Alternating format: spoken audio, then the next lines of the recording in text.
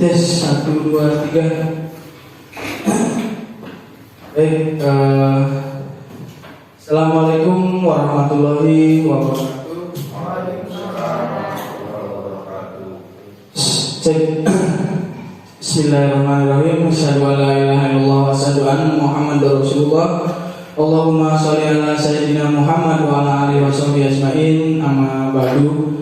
Yang terhormat Bapak Kepala Sekolah SD Negeri 1 Karangmalang dan juga yang mewakili, yang terhormat rekan-rekan guru SD Negeri 1 Karangmalang beserta rekan-rekan guru KKG Gugus Gajah Mada Kecamatan Karangsembung dan rekan-rekan staf yang lain di SD Negeri 1 Karangmalang.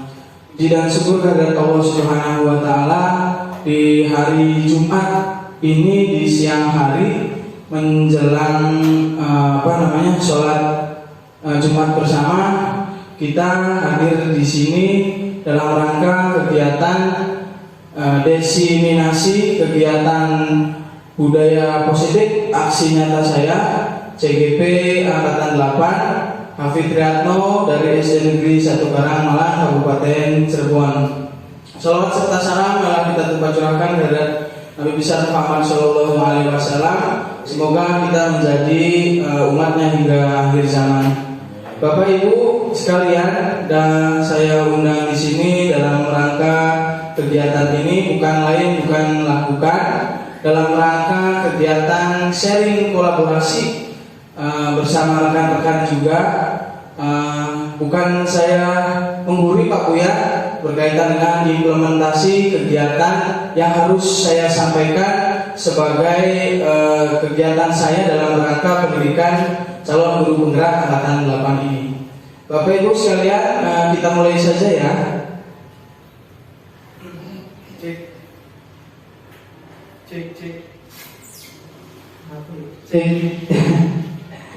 Ya, berkaitan dengan budaya positif, Bu. Slide yang selanjutnya adalah budaya positif sudah tertera, Bu ya, dalam profil pelajar Pancasila ya, berkaitan dengan hal-hal nilai-nilai luhurnya sudah ada ya, yaitu diantaranya adalah profil pelajar Pancasila ya. Bisa kita nyanyikan bersama, Bu?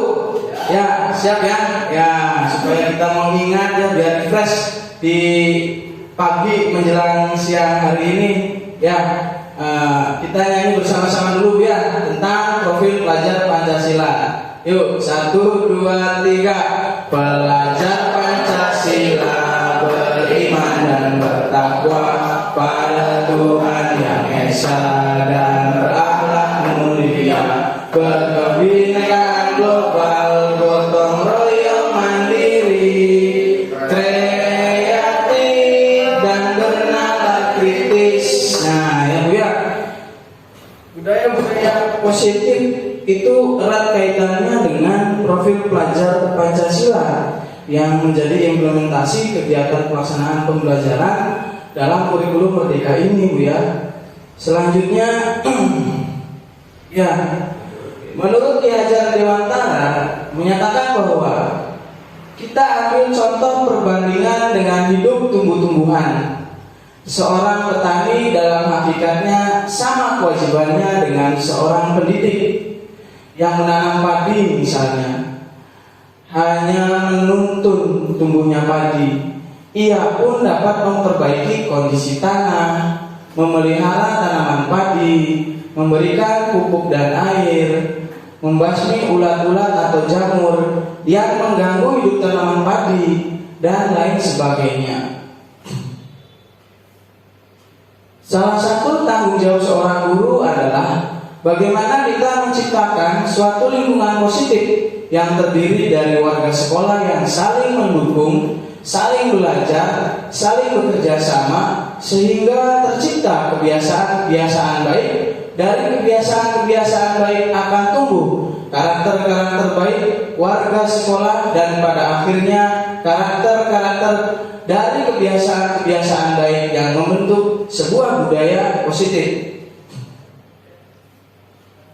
Nah, Bapak Ibu, pembiasaan positif yang sudah berjalan di SD Negeri 1 Karangmalang diantaranya adalah yang berbasis depan kelas, yang menunjukkan rasa kedisiplinan, kemudian dari kerohaniannya ada pembiasaan setiap hari Jumat, kemudian mencuci tangan setelah melakukan kegiatan, kemudian ada memupuk rasa nasionalisme dengan apel upacara di setiap hari Senin, kemudian dengan menumbuhkan sikap mandiri, membawa makan sendiri juga terhadap lingkungan ya, sehingga lingkungan juga menjadi bersih, membaca Yasin setiap hari Jumat, memupuk nilai-nilai religius dalam kegiatan belajar anak, kemudian literasi dalam kegiatan pembelajaran sebelum pembelajaran dimulai. Nah, Bapak Ibu sekalian, ada beberapa budaya positif yang diantaranya adalah ada disiplin positif dan nilai-nilai kebajikan universal. Kemudian ada teori motivasi, hukuman, penghargaan dan restitusi. Kemudian ada keyakinan kelas. Kemudian ada kebutuhan dasar manusia dan dunia yang berkualitas. Kemudian ada restitusi 5 posisi kontrol. Dan juga yang terakhir ada restitusi segitiga restitusi. Apa saja Bu kaitan-kaitan hal-hal tersebut? Mari kita bahas selanjutnya. Pertanyaan pemantik, Bapak Ibu setuju apa tidak nih?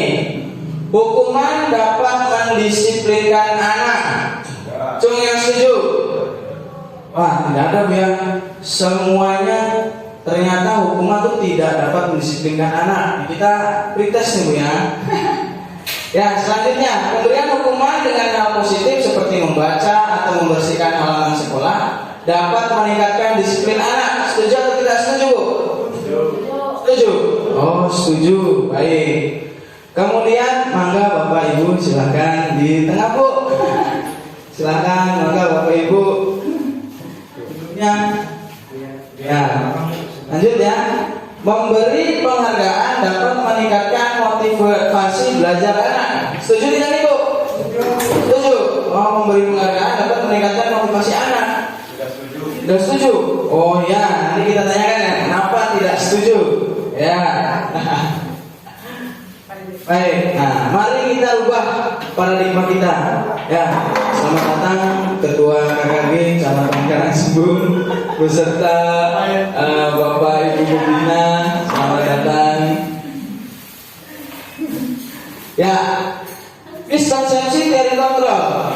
Ya, menurut Dr. William Glasser, ilusi bahwa guru adalah orang yang mengontrol murid. Ya, kemudian ilusinya bahwa semua penguatan positif efektif dan bermanfaat. Selanjutnya, ilusi bahwa kritik dan membuat orang merasa bersalah dapat menguatkan karakter. Ya, dia merasa bersalah, menguatkan karakter dia jadi berempati terhadap kita. Ini ilusinya Bu ya. Nah, ilusi guru mengontrol murid. Pada dasarnya kita tidak dapat memaksa murid untuk membuat sesuatu jika murid tersebut memilih atau tidak melakukannya, walaupun tampaknya guru sedang mengontrol perilaku murid.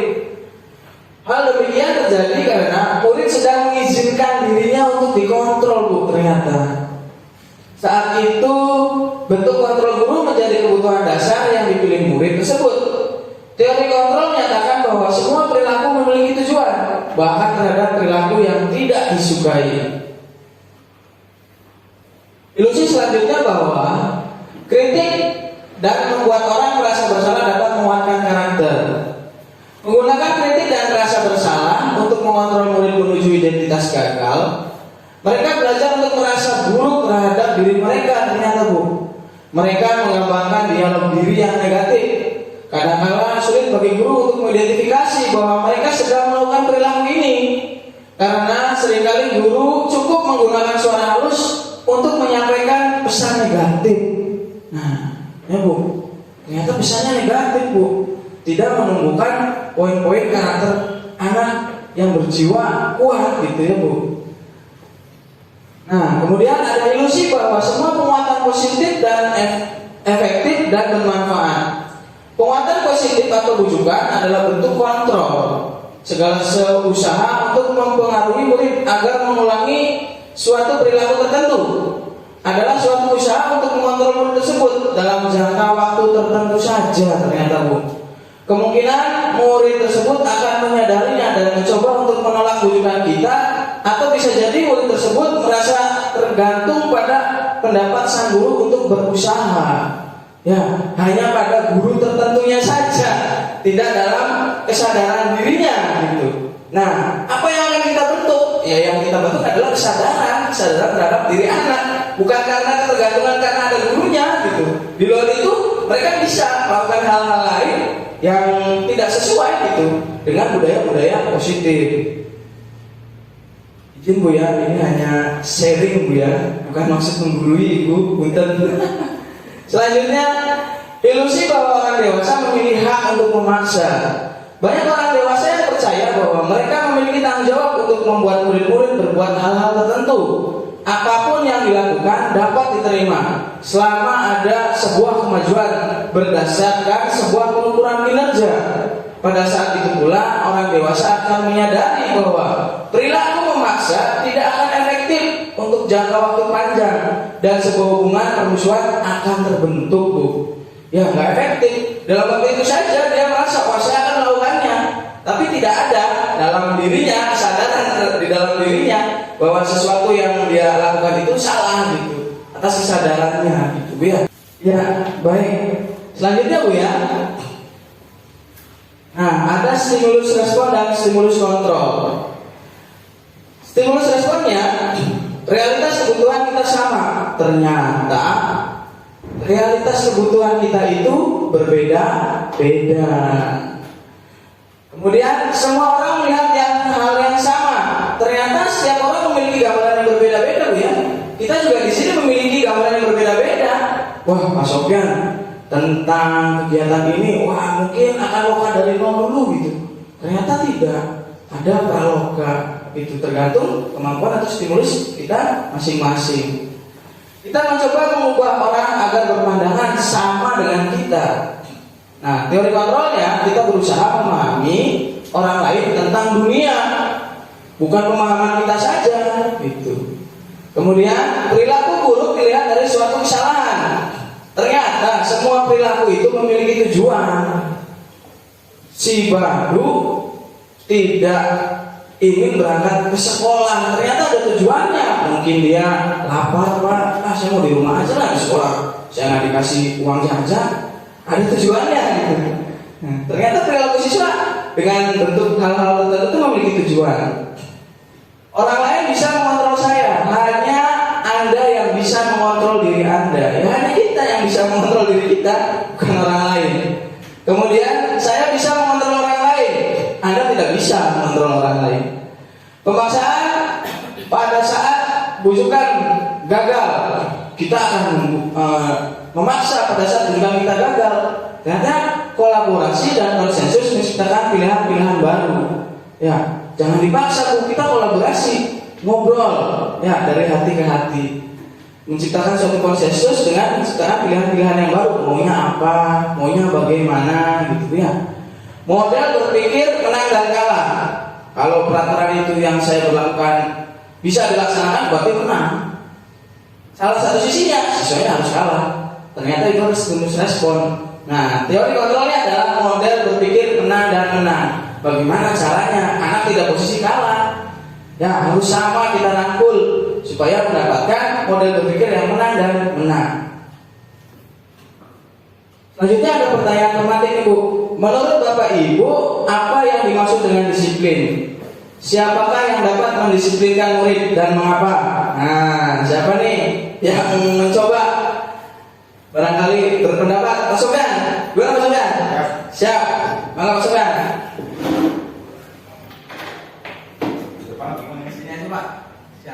Assalamualaikum warahmatullahi wabarakatuh.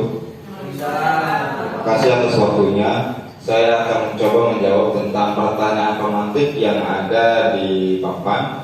Menurut Bapak atau Ibu, yang dimaksud dengan disiplin, disiplin itu adalah suatu sikap atau perilaku yang menuruti peraturan yang ada yang sudah berlaku. Kemudian siapakah yang dapat mendisiplinkan murid? Ya, berbicaranya kita garis bawahi adalah murid, berarti warga yang ada di sekolah, yaitu guru atau kepala sekolah. Kemudian mengapa? Ya karena kita mendidik anak atau mendidik siswa atau murid itu tujuannya adalah supaya anak bisa disiplin, terarah, dan ini untuk pembelajaran ke depannya. Terima kasih.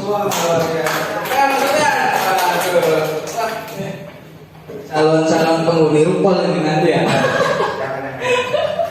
Penghuni ruang kolaborasi ya. Siap. Baik, itu pendapat dari Mas Sofyan Bu ya. Kita coba langkah seperti apa, makna dari disiplin dulu nih Mas Sofyan. Ya. Menurut Ki Hajar Dewantara menyatakan bahwa untuk mencapai kemerdekaan atau dalam konteks pendidikan kita saat ini, menciptakan murid yang merdeka, syarat utamanya adalah harus disiplin yang kuat. Disiplin yang dimaksud adalah disiplin diri yang memiliki motivasi internal, bukan eksternal. Motivasi yang ada di dalam diri anaknya, bukan keterpaksaan atas aturan-aturan. Ya Bu. Nah, jika kita tidak memiliki motivasi internal, maka kita memerlukan pihak lain untuk mendisiplinkan kita, atau motivasi eksternal karena berasal dari luar, bukan dari dalam diri kita. Makna disiplin menurut Dayan menyatakan bahwa arti kata disiplin berasal dari kata Latin, yaitu disiplina, yang artinya belajar. Kata disiplin juga berasal dari akar kata yang sama dengan disiplin atau murid, bisa juga pengikut. Disiplin diri dapat membuat seseorang menggali potensinya menuju kepada sebuah tujuan, suatu yang dihargai dan bermakna. Disiplin diri juga mempelajari bagaimana cara kita mengontrol diri dan bagaimana menguasai diri untuk memilih tindakan yang mengacu pada nilai-nilai yang kita inginkan. Nilai-nilai kebijakan universal. Nilai-nilai kebijakan universal adalah sifat positif manusia yang merupakan tujuan mulia yang ingin dicapai setiap individu. Nilai-nilai tersebut bersifat universal dan lintas bahasa, suku bangsa, agama maupun latar belakang. Setiap perilaku atau perbuatan memiliki tujuan. Menurut Dr. William Glasser, dengan mengaitkan nilai-nilai kebijakan yang diyakini seseorang, maka motivasi intrinsiknya akan terbangun. Menurut teori tersebut, sehingga menggerakkan motivasi dari dalam untuk mendapat tujuan mulia yang diinginkan. Nah, ternyata nilai-nilai kebijakan itu sudah ada Bu di dalam kurikulum Merdeka yang sedang kita laksanakan. Ya, yaitu yang sudah ditanyakan tadi, beriman dan bertakwa kepada Tuhan Yang Maha Esa dan berakhlak mulia.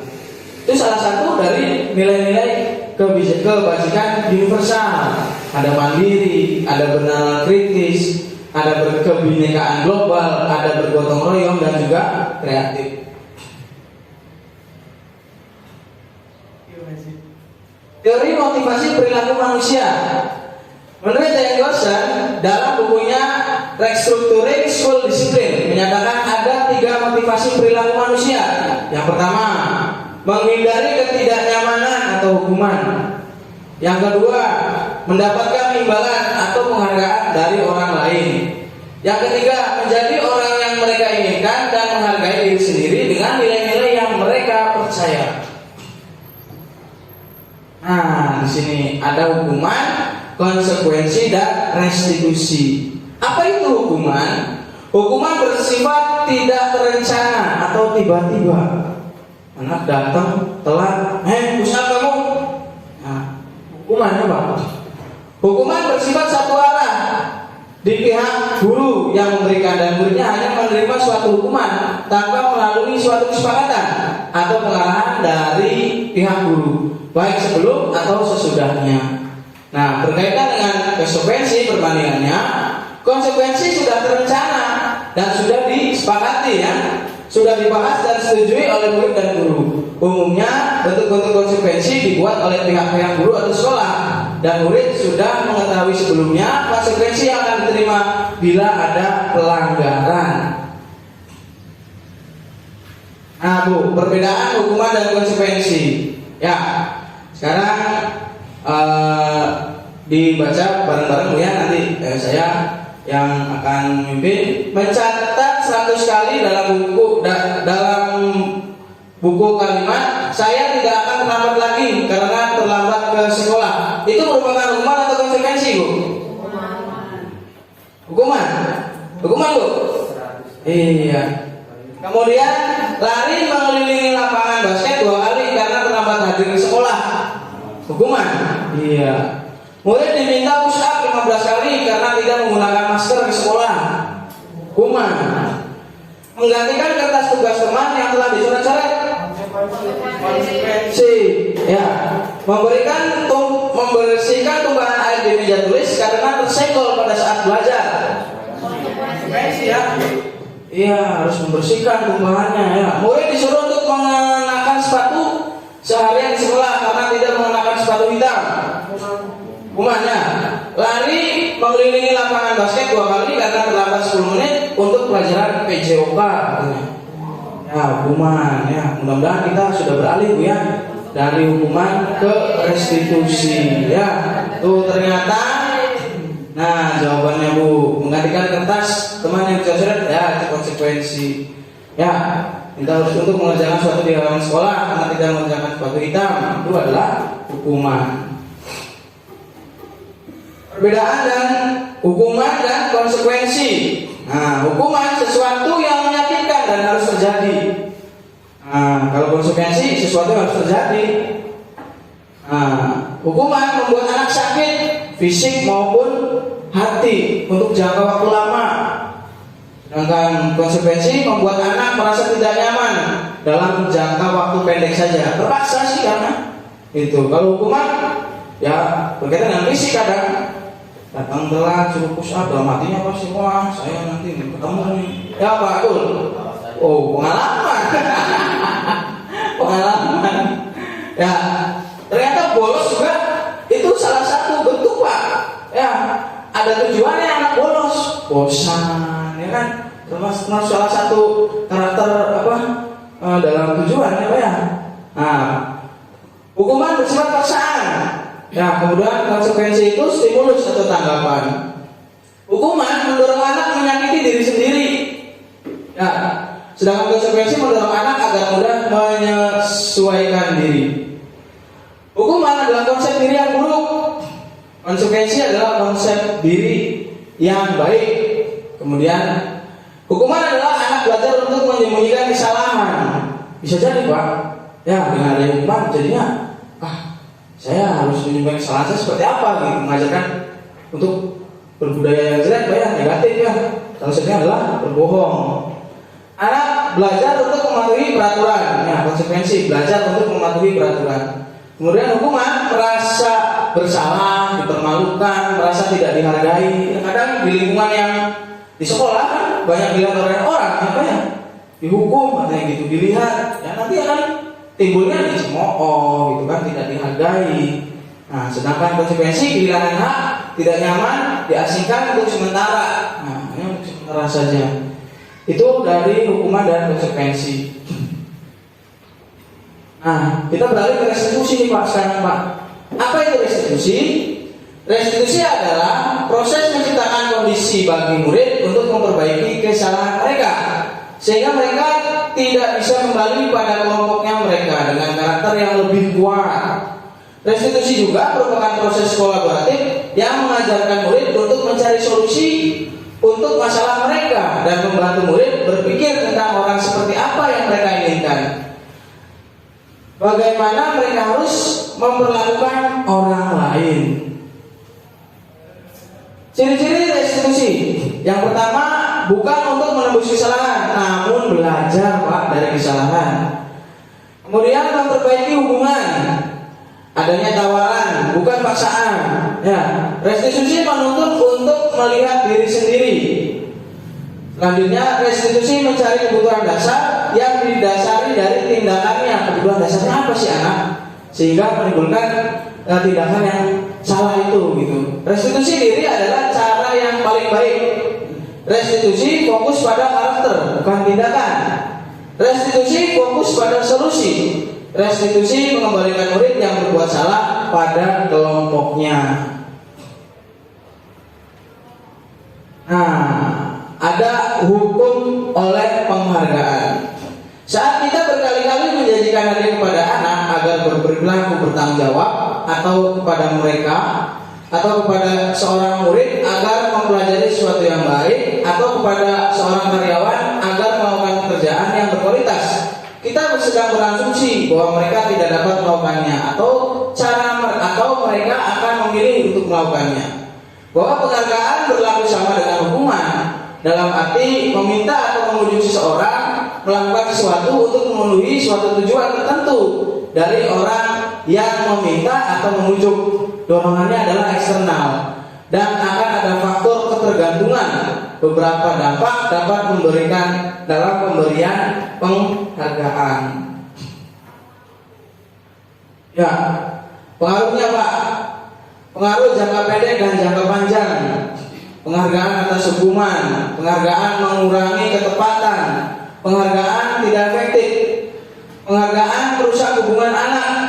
Ya, penghargaan tapi kok merusak hubungan anak? Saya kasih sampel begini. Ada anak yang sering membersihkan di kelas. Wah, nanti kamu akan dapat nilai bagus suatu saat. Yang lain, ngapain? Orang dia aja yang bebersih. Tujuannya supaya anak-anak yang lain juga ikut kan, ikut budaya bersih tersebut. Tapi salah satu sisi yang lain anak menjadi malas, Bu. Ngapain? Tenang aja ada dia, gitu kan? Jadi efek penghargaan juga bermacam-macam, bukan hanya tingkatannya tentang kualitas kognitif atau penilaian yang kita gitu. Ternyata ada juga di kelompok kecil di kelas yang berpikiran seperti itu. Nah, kemudian penghargaan menurunkan kualitas, yaitu penghargaan mematikan kreativitas. Kemudian penghargaan mengurangi motivasi intrinsik. Ya karena ada penghargaan saja eksternal gitu, tidak ada dalam dirinya. Ada maunya. Ya ada maunya aja gitu ya Di. Nah ada maunya aja. Kalau nggak ada maunya sesuatu ya tidak mau gitu. Nah, masuk ke keyakinan kelas. Ya keyakinan kelas itu seperti apa? Nanti saya akan menayangkan slide videonya Bu. Sederhana ya. Mengapa tidak peraturan kelas saja? Mengapa harus keyakinan kelas? Mengapa kita memiliki peraturan kelas harus menggunakan helm bila mengendarai kendaraan roda 2? Mengapa kita melakukan peraturan 3M menggunakan masker, cuci tangan, dan menjaga jarak 15 meter? Untuk mendukung motivasi intrinsik dan nilai-nilai keyakinan, lebih menggerakkan seorang dibandingkan mengikuti serangkaian peraturan. Ya, nah bentuk-bentuk keyakinan kelas Ibu. Ya, keyakinan kelas bersifat abstrak dari peraturan yang lebih rinci dan konkret. Keyakinan kelas dapat berupa pernyataan universal. Pernyataan keyakinan kelas senantiasa dibuat dalam bentuk positif. Keyakinan kelas hendaknya tidak terlalu banyak sehingga mudah diingat dan dipahami oleh semua warga kelas. Keyakinan kelas sebaiknya sesuatu yang dapat diterapkan di lingkungan tersebut. Semua warga kelas hendaknya ikut berkontribusi dalam membuat keyakinan kelas lewat kegiatan curahan pendapat. Kemudian bersedia meninjau kembali keyakinan kelas dari waktu ke waktu, ya Bu. Nah, berkaitan dengan keyakinan kelas Bu. Keyakinan kelas itu runtutannya adalah suatu peraturan kelas yang dibuat bersama-sama dengan anak-anak didik kita, ya, yang tujuannya adalah menerapkan nilai-nilai kebijakan universal. Ya, kalau peraturan kan runtutan kalimat yang misalkan negatif, Bu. Contohnya tidak boleh membuang sampah. Nah, kita ganti Bu. Jadi menjaga kebersihan lingkungan kelas. Tidak ada kata negatifnya, tidak. Nah, kita coba rubah dari kata-kata negatif ke kata-kata yang lebih positif. Contoh, ya Bu. Kemudian tidak mencontek dalam ulangan. Nah, kita ganti Bu dengan keyakinan kelas dengan kata-kata yang lebih positif. Ya, percaya diri dalam melakukan ujian sekolah gitu. Ya. Nah, runtutannya Bu. Saya akan memberikan contoh beberapa kegiatannya.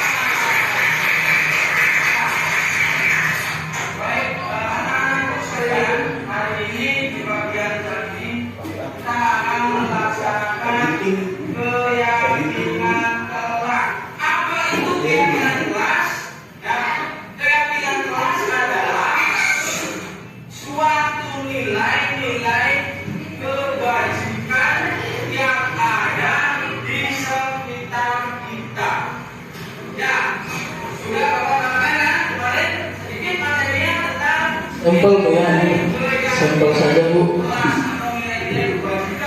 Universal yang di dunia ini kita akui bahwa nilai-nilai tersebut adalah nilai-nilai yang positif dan nilai-nilai yang baik.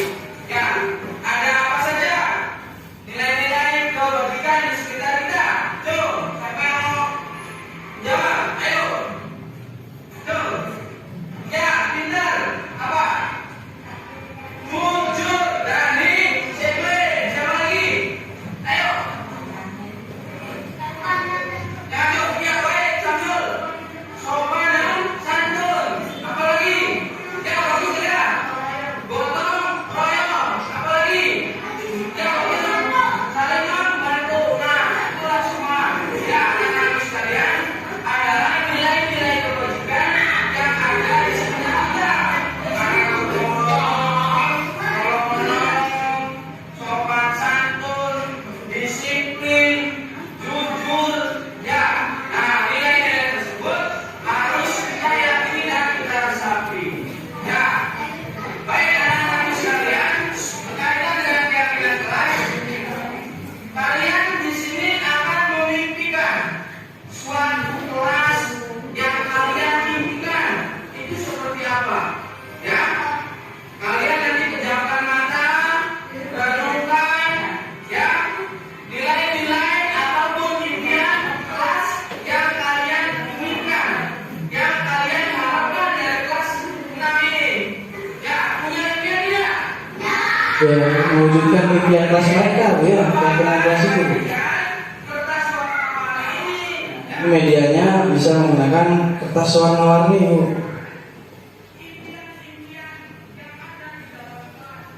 Nilai kebajikan ya di dalam kelas ini. Ya. Tempat mereka gitu. Jadi mereka mulai diberikan stimulus untuk berpendapat. Pendapat saya kelas impian itu harus bersih, harus tertib.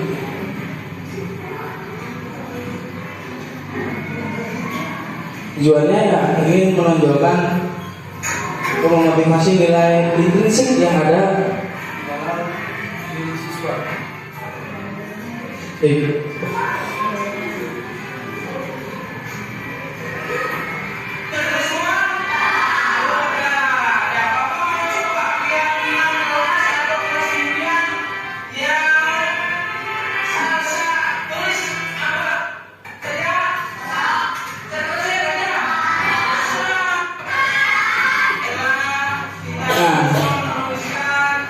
Nah, kegiatannya adalah setelah anak-anak menuliskan kelas impian yang mereka impikan, mereka menempelkan Bu. Ya, satu persatu menempelkan di depan kertas-kertas tersebut dan teman-temannya melihat, oh apa saja sih ternyata kelas impian yang ada di lingkungan kelas ini gitu. Pendapat dari teman mereka, pendapat saya mah misalkan harus sopan dan santun, nggak boleh lagi ada yang di dalam kelas tersebut saling mencemooh, saling membuli gitu. Ya, kemudian ada lagi yang lainnya gitu. Nah, disetujui bersama Bu, disetujui bersama di kesepakatan tersebut dalam satu rangkaian, ya, kemudian ditandatangani bersama di kertas yang hijau tersebut supaya anak-anak tahu, oh iya ternyata semua kegiatan, semua kelas impian itu disetujui bersama. Ya, pendapat-pendapat mereka itu didengarkan, disetujui bersama oleh semua warga kelas itu. Nah, timbullah suatu keyakinan kelas. Ya, mudah-mudahan bisa kita terapkan Bu ya, keyakinan kelas. Ya, lanjut Bu ya. Tadi sampai sini.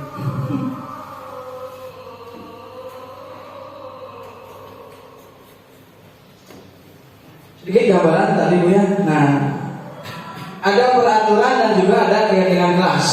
Ya, peraturan selalu kembalikan buku ke tempatnya. Ada kata selalu. Nah, kemudian dilarang ya mengganggu orang lain. Nah, ini masih berisi kalimat-kalimat negatif ya Bapak Ibu. Hadir di sekolah 15 menit sebelum pembelajaran dimulai. Dilarang melakukan kekerasan. Dilarang menggunakan narkoba. Bergantian atau menunggu giliran. Gunakan masker. Jangan berlari di kelas atau koridor. Gitu. Nah, ternyata bentuk keyakinan kelas kan bahasanya abstrak, bahasa anak, tapi berkaitan gitu Bu. Selalu kembalikan buku ke tempatnya ya adalah salah satu bentuk tanggung jawab. Jadi bukan hanya mengembalikan buku ke tempatnya saja. Ketika melihat meja yang berantakan gitu, apa tanggung jawab kamu? Nilai keyakinan kelas kamu mana? Gitu kan?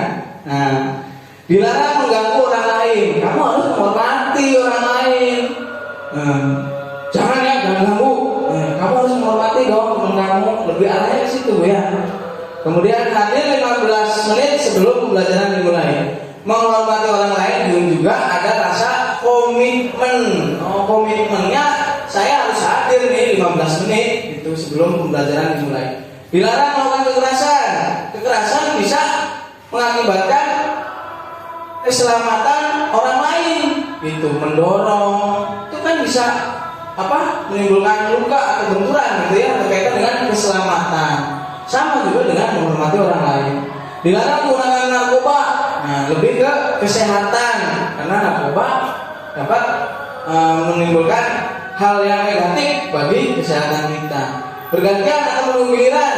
Yang menghormati orang lain juga bersabar ya Bu ya. Kemudian gunakan masker, yaitu menjaga kesehatan juga keselamatan. Jangan berlari di atas koridor atau di atas meja di kelas ya, berkaitan dengan keselamatan dan juga keamanan. Menurut kamu aman nggak kalau kamu lari di atas meja? Ya enggak Pak, bisa jatuh. Ya itu keselamatan dan juga keamanan. Ya ini yang sudah kita tonton tadi sedikit. Kemudian lanjut kepada kebutuhan dasar manusia. Ternyata seluruh tindakan manusia itu memiliki tujuan tertentu. Semua yang kita lakukan adalah usaha terbaik kita untuk mendapatkan apa yang kita inginkan. Kita mendapatkan apa yang kita inginkan suatu saat kita sedang memenuhi suatu atau lebih dari suatu kebutuhan dasar kita. Satu, kebutuhan bertahan hidup. Kebutuhan bertahan hidup merupakan suatu kebutuhan dasar manusia sejak lahir. Sudah menangis, ya tentu kebutuhan dasar karena lapar gitu ya. Kebutuhan bertahan hidup atau survival adalah kebutuhan yang bersifat fisiologis untuk bertahan hidup, misalnya kesehatan, rumah atau makanan. Komponen psikologis pada kebutuhan ini meliputi kebutuhan akan perasaan aman, ya bertahan hidup. Nanti kaitannya ada beberapa kasus juga. Adanya kasih sayang dan diterima. Nah, kebutuhan untuk disayangi dan diterima meliputi kebutuhan akan hubungan dan koneksi sosial. Kebutuhan untuk memberi dan menerima kasih sayang dan kebutuhan untuk merasa menjadi bagian dari suatu kelompok. Keinginan untuk tetap terhubung dengan orang lain. Anak-anak yang memiliki kebutuhan dasar kasih sayang dan rasa diterima yang tinggi biasanya ingin disukai dan diterima oleh lingkungannya. Mereka juga akrab dengan orang tuanya. Biasanya mereka belajar karena suka pada gurunya. Bagi mereka teman sebaya sangatlah penting. Mereka juga biasanya suka bekerja dalam kelompok. Nah, ada karakter murid juga ya yang atas kebutuhan dasar manusia ini sebagai penguasa ya. Karena kebutuhan dasarnya. Kebutuhan dasar ini berhubungan dengan kekuatan mencapai sesuatu. menjadi kompeten, menjadi terampil, diakui atas prestasi dan keterampilan kita, didengarkan dan memiliki rasa harga diri. Kebutuhan ini meliputi keinginan ingin dianggap, ingin berharga, bisa membuat perbedaan, bisa membuat capaian, kompeten, diakui dan dihormati. Anak yang memiliki kebiasaan akan menguasai tinggi, biasanya menjadi pemimpin. Mereka juga ingin suka mengamati sebelum mencoba hal baru. Kecewa untuk melawan kesalahan, mereka juga biasanya rapi dan sistematik dan selalu ingin mencapai yang terbaik. Kan ada anak-anak begitu ya. Wah, nggak boleh, harus saya aja. Nah, ternyata itu kebutuhan dasar. Kebutuhan dasar anak tersebut adalah sebagai penguasa. Ya. Ada yang ingin kumpul-kumpul aja, gitu kan ya, sama teman-temannya berbaur itu. Kebutuhan dasarnya rasa cinta dan kasih sayang. Anak terpojokan, nggak mau kumpul dengan yang lain, ternyata kebutuhan dasar dia tidak terpenuhi dengan rasa kasih sayang tersebut, gitu ya. Selanjutnya ada kesenangan. Nah, kaidah dasarnya anak adalah senang-senang, ya. Harus senang anak itu. Kebutuhan dasar kesenangan adalah keputusan untuk mencari kesenangan, bermain. Nah, contoh kasus si Albi suka gangguin si Dega. Ya, gangguin saja, bukan karena nakal, bisa jadi karena kesenangan. Ya senang lihat si Albi merasa si Dega merasa nangis, digangguin saja sama dia, ternyata senang gitu. Nah, itu bentuk kebutuhan dasarnya. Kita bentuk klarifikasinya, ya kita restitusi gitu. Jangan melakukan hal-hal tersebut. Ya, selanjutnya adalah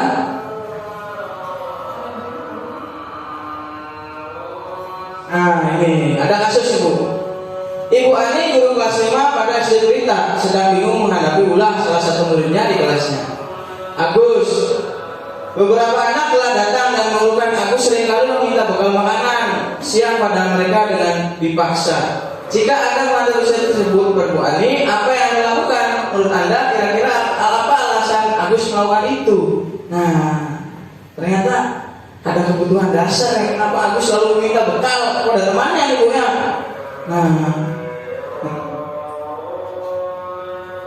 Nah, dalam konteks pemoralisasi yang positif, Bu Ani sebaiknya mencari tahu alasan Agus melakukan tindakan tersebut agar memenuhi kebutuhan mana yang sedang berusaha dipenuhi oleh Agus.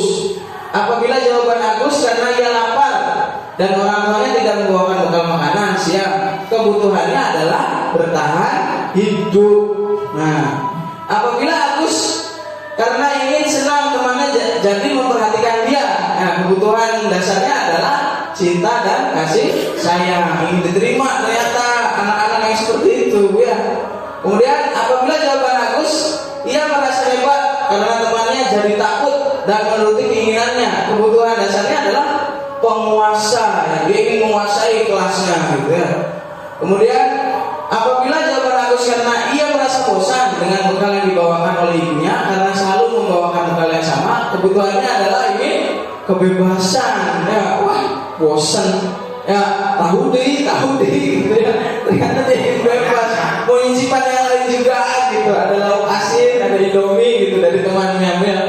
Apabila jawaban Agus karena iseng aja dan dia menikmati ekspresi wajah temannya yang kesal karena diambil makanannya. Nah, kebutuhannya adalah kesenangan. Oh, seneng ya, lihat mukanya Deganya mewah, senang, ternyata kesenangan, Pak. Yang namanya anak-anak, Pak, ya. Nah, lanjut kepada posisi kontrol, Bu, ya. Nah, kita tambah saja, ada sedikit video tentang 5 posisi kontrol yang ternyata kerap ada di lingkungan kita, ya. Posisi kontrol apa nih? Kita sebagai guru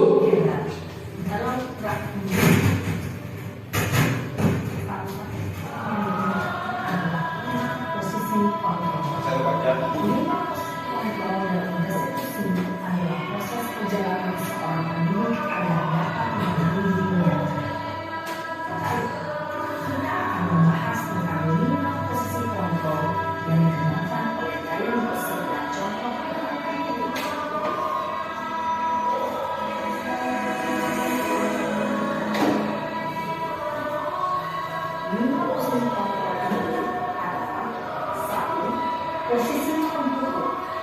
2. posisi pembuat dasar bersalah. 3. Posisi teman. 4. Posisi teman. Ya. Besar. Iya.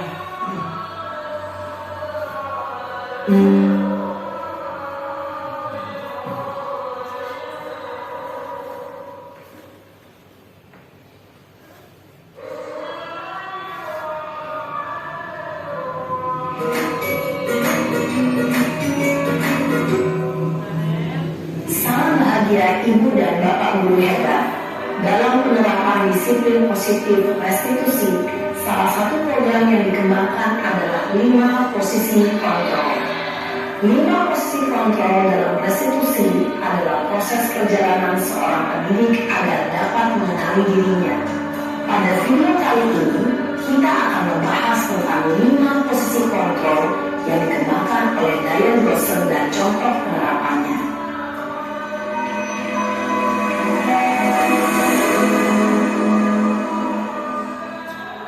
5 posisi kontrol itu adalah 1. Posisi penghukum. 2. Posisi pembuat merasa bersalah. 3. Posisi teman. 4. Posisi pemantau atau monitor. Dan 5. Posisi manajer. Untuk lebih memahami kelima posisi tersebut, mari kita saksikan kasus Naren yang terlambat hadir 20 menit di sekolah dan melihat bagaimana kelima posisi kontrol dalam menghadapi masalah tersebut.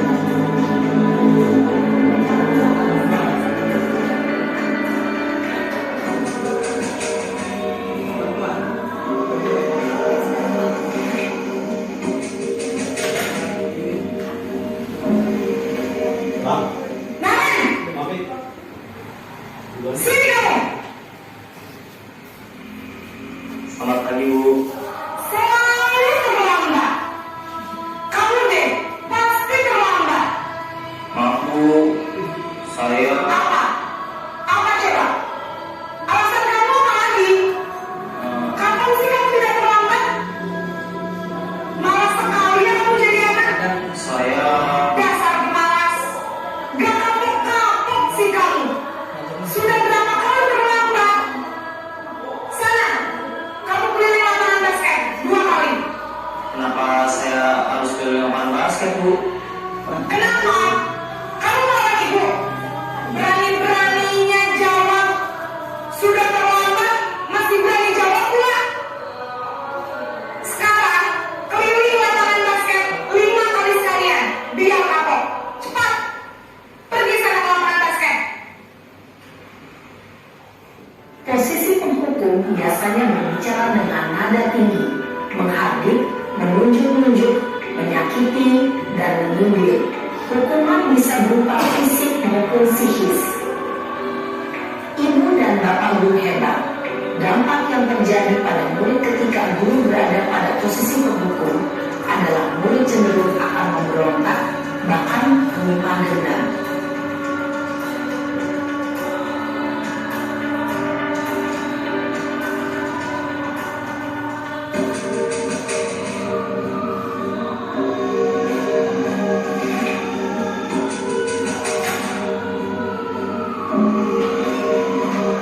Naren!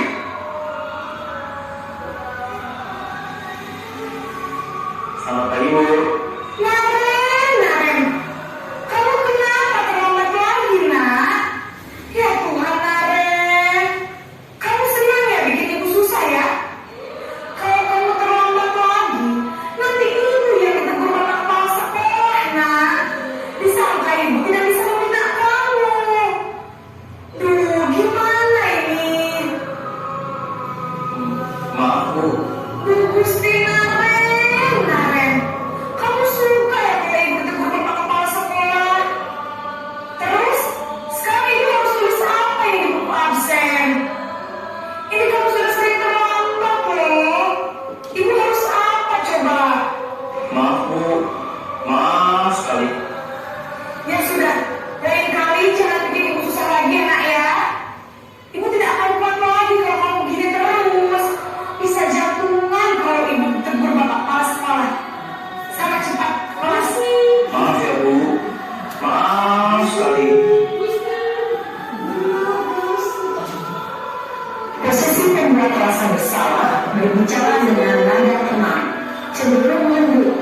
Namun kata-kata yang diutarakan membuat murid merasa menjadi orang yang gagal, memandang buruk dirinya sendiri, merasa tidak berharga, dan tidak sanggup membahagiakan orang lain. Ketika guru mengambil posisi pembuat rasa bersalah, murid akan menganggap dirinya yang bersalah dan ia akan menyimpan emosi negatif tersebut di dalam dirinya.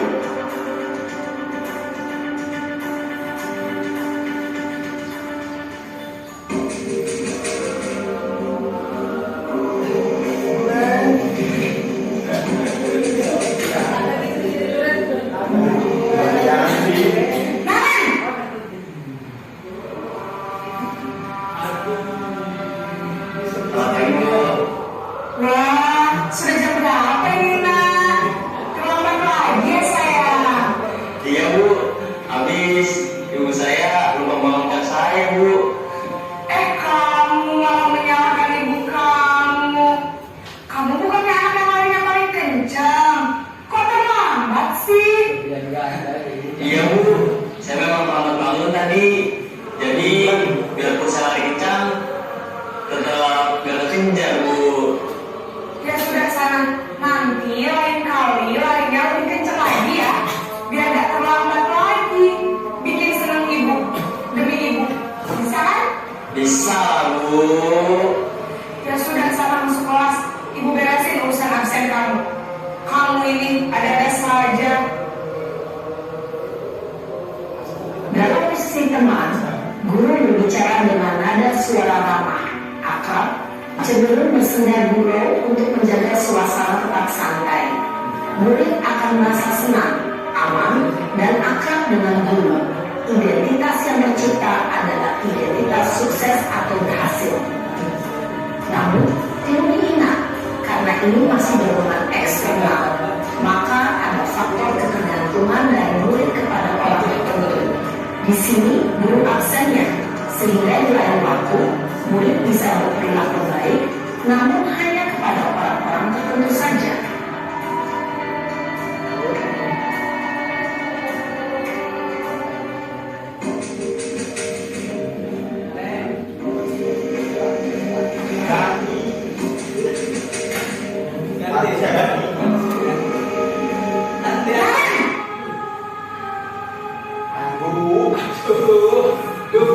Selamat pagi Bu.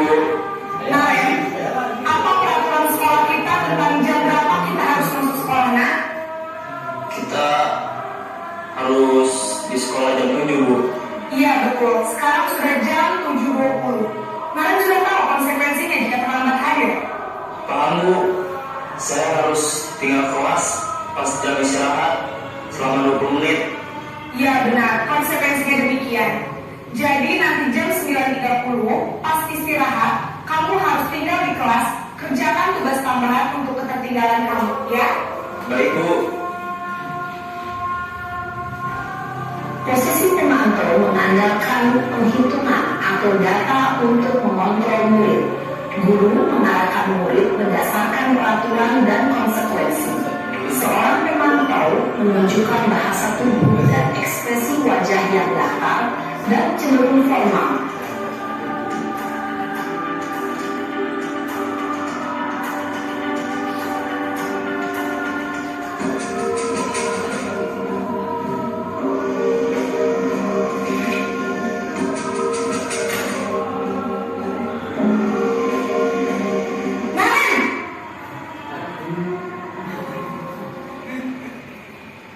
Selamat pagi Bu. Selamat pagi, Naren. Maaf Bu, saya terlambat. Iya, sekolah masuknya jam 7, sekarang sudah jam 7.20. Jadi sekarang bagaimana ini, Naren? Maaf Bu, saya lupa setel alarm saya semalam. Baiklah, menurut kamu, keyakinan sekolah yang mana yang perlu kamu tingkatkan? Menghargai diri sendiri dan orang lain mungkin ya Bu. Setuju. Jadi, apakah Naren meyakini prinsip saling menghormati tersebut? Iya Bu, saya meyakininya. Apakah Naren bersedia memperbaiki masalah keterlambatan ini? Bersedia Bu. Bagaimana kamu akan memperbaiki masalah keterlambatan ini? Saya akan coba untuk tidak lupa menyetel alarm saya Bu. Baik, kalau orang terlarang di rumah, ada orang yang kira-kira bisa bantu mengingatkan tidak? Ada Bu, kakak saya, Kak Emma. Ada lagi selain Kak Emma? Selain Kak Emma, ada ibu saya. Baik, jadi yang mengingatkan Naren adalah Kak Emma dan ibu kamu ya? Kira-kira akan mulai alarm kapan nih Naren? Setelah pulang sekolah, akan segera saya lakukan. Baik, jadi Naren akan setel alarm untuk bangun besok pagi dan akan diingatkan oleh kakak dan ibu dan Naren ya. Ada lagi yang mungkin perlu dilakukan Naren agar tidak terlambat bangun lagi? Tidak ada Bu. Baik Naren, terima kasih untuk kerjasama kamu. Sekarang kamu perlu kembali ke kelas untuk belajar. Baik Bu, terima kasih. Posisi manajer adalah posisi kontrol yang disarankan untuk membimbing murid memiliki sikap disiplin yang positif, yaitu murid yang mandiri, bertanggung jawab, dan dapat memecahkan masalah. Tujuan dari posisi ini adalah agar murid dapat merefleksi atas tindakannya. Guru akan dengan tulus memberikan pertanyaan-pertanyaan bermakna, sehingga membuat murid dapat belajar dari kesalahannya dan mencari sebuah solusi untuk menyelesaikannya. Ibu dan bapak guru hebat, setelah mengamati adegan kelima posisi kontrol tadi, kira-kira posisi mana yang paling ideal? Posisi mana yang dapat menunjang motivasi intrinsik murid? Ya, tentu posisi manajer. Posisi ini memang posisi ideal yang ingin dituju setiap pendidik. Pada posisi inilah, guru dapat menerapkan disiplin positif dan berpihak pada murid, yang memerdekakan murid. Perjalanan seorang pendidik tentunya tidak mudah untuk sampai pada posisi seorang manajer. Namun, tujuan kita pasti, yaitu menciptakan murid-murid yang mandiri, merdeka, dan bertanggung jawab. Semoga penggambaran 5 posisi kontrol yang telah diperlihatkan ini dapat menjadi ajang refleksi bagi Bu, pernah Bu menjadi posisi kontrol seorang guru penghukum? Pernah ya? Saya juga mengakuinya. Saya pernah dulu sebelum mengetahui hal-hal yang kurang baik gitu, berdampak terhadap peserta didik saya. Ya, sekarang pemerintah dalam program ini merucutkan bahwa pemahaman posisi kontrol guru itu harus sebagai seorang manajer gitu, untuk menerapkan budaya-budaya positif yang ada, tidak merusak karakter anak, menumbuhkan kesan-kesan kemandirian terhadap siswa-siswa kita, Bu ya. Nah, ada pertanyaan. Saya kecewa sekali dengan kamu. Ini posisi kontrol apa nih, Bu? Penghukum, manajer, atau teman? Penghukum ya. Nah, sepakat. Kamu tidak pernah benar melakukannya. Apa ini? Penghukum. Ayolah, lakukan demi Bapak. Teman ya. Apakah kamu mendapatkan stiker bintang hari ini? Ayo stiker pemantau ya, dengan data sih Bu. Bagaimana kamu bisa menyelesaikan masalah ini? Nah, kamu selalu yang paling terakhir ya. Nah, posisinya adalah seperti ini Bu. Tuh, ternyata ya. Ya, menyelesaikan masalah. Bagaimana menyelesaikan masalah ini? Ya, manajer tumbuh dengan pendapat anak gitu. Kita dengarkan pendapat mereka seperti apa. Itu ya. Sedikit lagi Bu. Nah, berkaitan dengan restitusi Bu. Yang segitiga restitusi. Inilah bentuk segitiga restitusi yang akan dilakukan dalam suatu tindakan atau menghadapi suatu permasalahan di kelas Bu. Ya, yang pertama adalah menstabilkan identitas. Kemudian yang kedua adalah validasi tindakan yang salah. Dan yang ketiga adalah menanyakan keyakinan. Nah, setelah tadi kita sudah memahami ya tentang apa itu hukuman, apa itu konsekuensi, dan terakhir adalah restitusi. Nah, langkah-langkah restitusi di dalam kelas yang bisa kita lakukan adalah yang ini tadi Bu.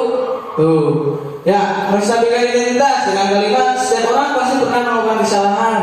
Ya, kamu bukan satu-satunya yang pernah melakukan kesalahan ini. Supaya stabil dalam anak itu merasa stabil dulu gitu dalam mengidentitas dia gitu. Wah, saya tidak merasa salah, tidak takut lagi terhadap guru. Validasi tindakan yang salah dengan cara apa Bu? Ya kita tanyakan saja, kamu tentu punya alasan mengapa kamu melakukan itu, gitu. Ada cara yang lebih efektif untuk mendapatkan apa yang kamu butuhkan. Nah, validasi dulu kenapa dia melakukan hal tersebut. Yang ketiga, yaitu menanyakan keyakinan kelas. Keyakinan kelas apa sih yang sudah kamu langgar, gitu ya? Tentunya dengan bentuk kelas yang sudah memiliki keyakinan kelas. Kamu ingin menjadi orang yang seperti apa sebetulnya, gitu. Nah, penerapan segitiga restitusinya bisa kita lakukan dengan hal-hal sebagai berikut. Ya, dengan menstabilkan identitas. Ya, dengan guru berkata berbuat salah itu hal yang manusiawi. Ya, tidak ada manusia yang sempurna. Ya, diharapkan identitas anak menjadi stabil, ya, tidak terpuruk gitu. Ternyata sama, orang lain juga pernah melakukan kesalahan gitu. Ya, kemudian validasi kebutuhan, ya. Kamu bisa saja akan melakukan hal-hal yang lebih buruk, tapi kamu tidak melakukannya, ya. Kemudian kamu pasti punya alasan mengapa kamu melakukan hal tersebut, gitu. Apa yang penting bagi kamu, gitu, ya. Kemudian ada hal yang lain juga. Ada juga menanyakan keyakinan kelas. Nah, keyakinan kelas apa yang sudah kamu langgar? Nilai-nilai kebijakan universal apa yang tidak kamu terapkan, gitu. Kelas apa sih yang kamu idealkan? Apakah dengan tindakan kamu seperti itu, kelas kamu itu akan menjadi ideal?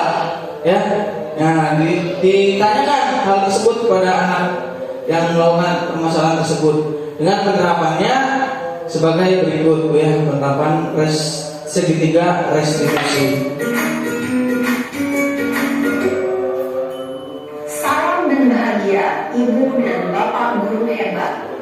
Pada video kali ini kita akan membahas tentang salah satu program disiplin positif yang diterapkan di lingkungan sekolah yang dikenal dengan nama restitusi.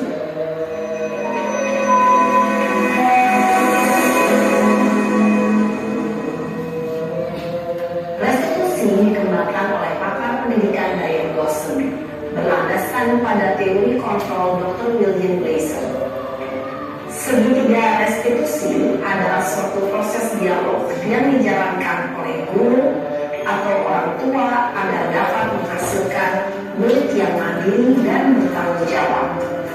Pada saat guru di posisi manajer, aspek yang dikembangkan pada murid adalah motivasi intrinsik, sehingga penanaman nilai-nilai kebajikan dapat tumbuh dan berkembang menjadi suatu kebiasaan positif yang akhirnya membentuk karakter murid. Proses dialog ini terdiri dari 3 langkah yang digambarkan pada ketiga sisi pada segitiga restitusi. Sisi pertama adalah menstabilkan identitas. Sisi yang kedua adalah validasi tindakan yang salah. Dan sisi yang ketiga adalah menanyakan keyakinan. Ibu dan Bapak guru, berikut ini akan ditunjukkan bagaimana seorang guru berada dalam posisi manajer menggunakan penerapan segitiga restitusi.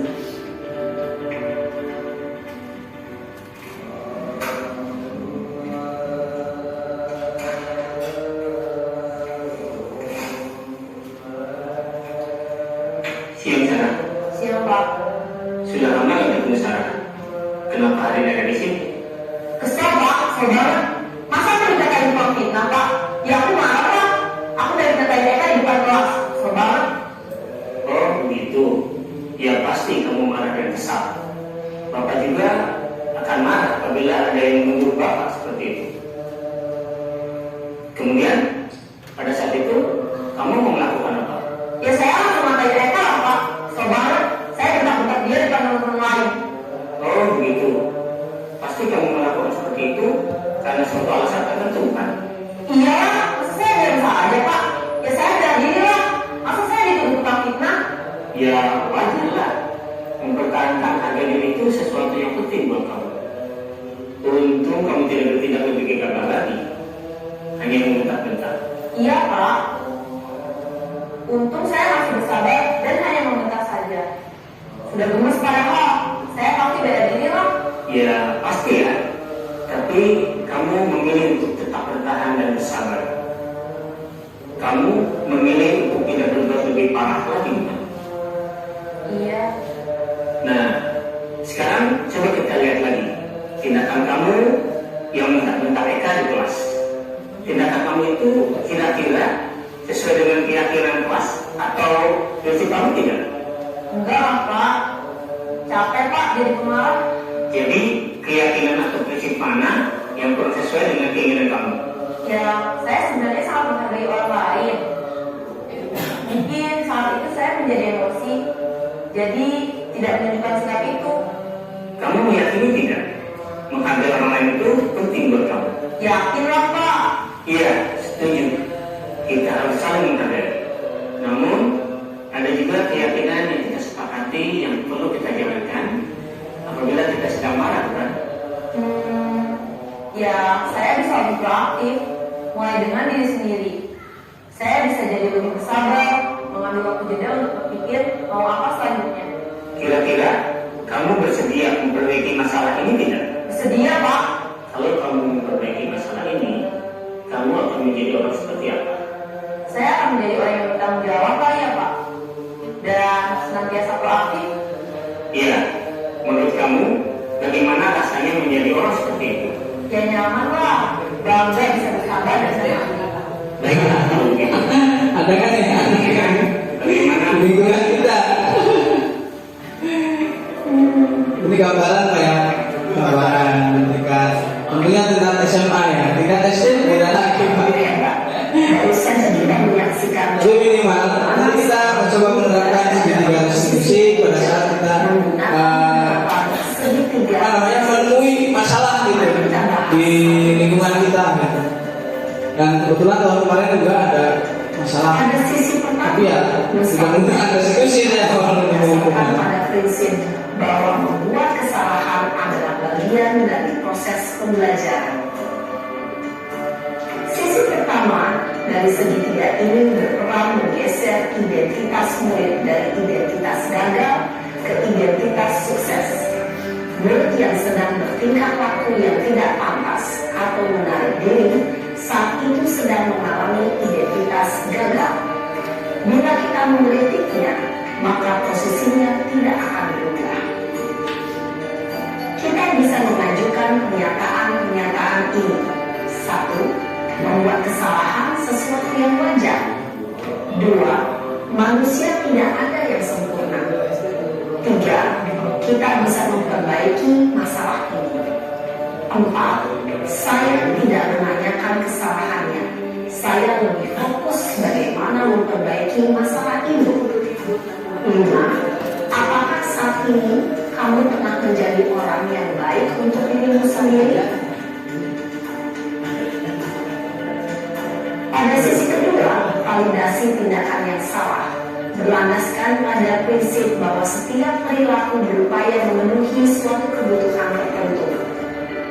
Guru yang telah memahami teori kontrol akan bergeser dari pemikiran stimulus respon menjadi proaktif dan mencoba untuk mengenali tujuan dari perilaku murid, mengenali dan mengakhiri kebutuhan murid ini dapat memperbaiki hubungan dengan murid tersebut. Pernyataan atau pertanyaan bisa disampaikan dengan nada suara tidak menghakimi atau memojokkan, sehingga dapat mengembalikan murid pada posisi positif. 1. Kamu bisa saja bertindak lebih gegabah lagi dari ini. 2. Kamu bukan melakukannya tanpa suatu alasan tertentu.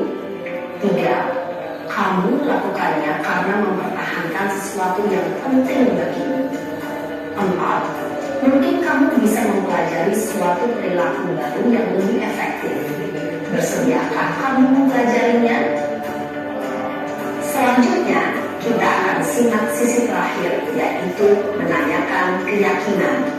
Teori kontrol menyatakan bahwa pada dasarnya kita termotivasi secara intrinsik. Pada saat perilaku yang salah telah divalidasi dan identitas sukses telah stabil, maka murid telah siap mengaitkan keyakinan-keyakinannya dengan tindakannya yang salah dan pemikirannya telah bergeser ingin menjadi orang yang dituju. Pertanyaan-pertanyaan ini dapat mengaitkan keyakinan-keyakinan yang diambil murid. 1. Sebagai keluarga atau kelas, apa yang yang kita yakini? 2. Nilai-nilai apa yang telah kita sepakati? 3. Seperti apa gambaran sebuah kelas yang ideal bagi kamu? 4. Kamu ingin menjadi orang seperti apa?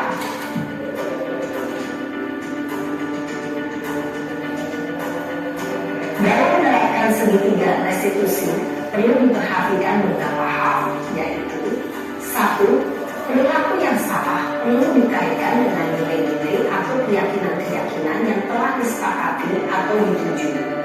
2. Kesediaan orang yang melakukan kesalahan untuk memperbaiki masalah. 3. Pemecahan masalah sebisa mungkin relevan atau memiliki hubungan dengan masalah yang ada. 4. Usaha, perlu adanya suatu usaha perbaikan dari pihak yang membuat kesalahan. 5. Waktu, perlu didedikasikan waktu dari pihak yang berbuat kesalahan. Tanyakan kapan akan mulai dilakukan usaha untuk memperbaiki masalah. Dengan memahami struktur penerapan segitiga restitusi, diharapkan guru dapat menerapkan posisinya sebagai manajer dengan mengajukan pertanyaan-pertanyaan bermakna yang dapat membuat murid menjadi lebih percaya diri, bertanggung jawab, dan mandiri. Nah, Ibu Bapak Guru perlu tidaknya mengikuti ketiga tahapan dalam segitiga restitusi bergantung pada ringan beratnya suatu permasalahan. Misalnya, bila permasalahan tersebut ringan, maka tidak perlu dijalankan secara berurutan. Bahkan bisa semudah menanyakan apa keyakinan yang kita sepakati. Dengan menjalankan segitiga restitusi, dengan mengajukan pertanyaan-pertanyaan bermakna, diharapkan murid menjadi lebih kuat secara pribadi, dapat membuka wawasan murid agar dapat menyelesaikan permasalahannya sendiri, semakin percaya diri, mandiri, dan merdeka. Salam dan bahagia, Ibu Bapak Guru hebat. Ya, baik. Terima kasih Bapak Ibu sekalian. Itu adalah kaitannya dengan beberapa strategi pembelajaran dalam pelaksanaan kegiatan. Ya, ada segitiga restitusi, ada teori kontrol sebagai guru, dan juga lain-lain. Bapak Ibu yang saya hormati, terima kasih atas kesempatan Bapak Ibu yang dapat hadir di sini. Bila mana ada kata-kata yang tidak berkenan dari saya ataupun slide-slide yang tidak berkenan, saya mohon maaf.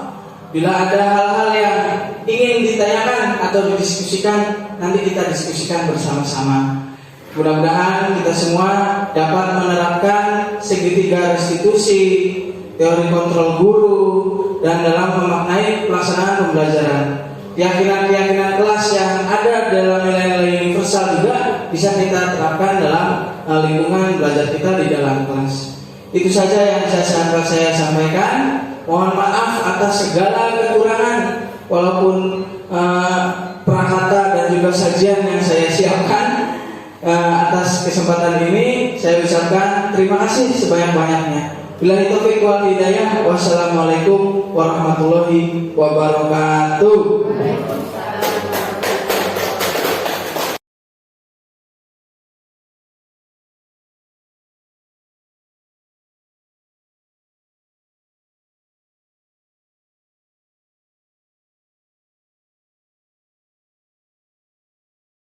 Assalamualaikum warahmatullahi wabarakatuh.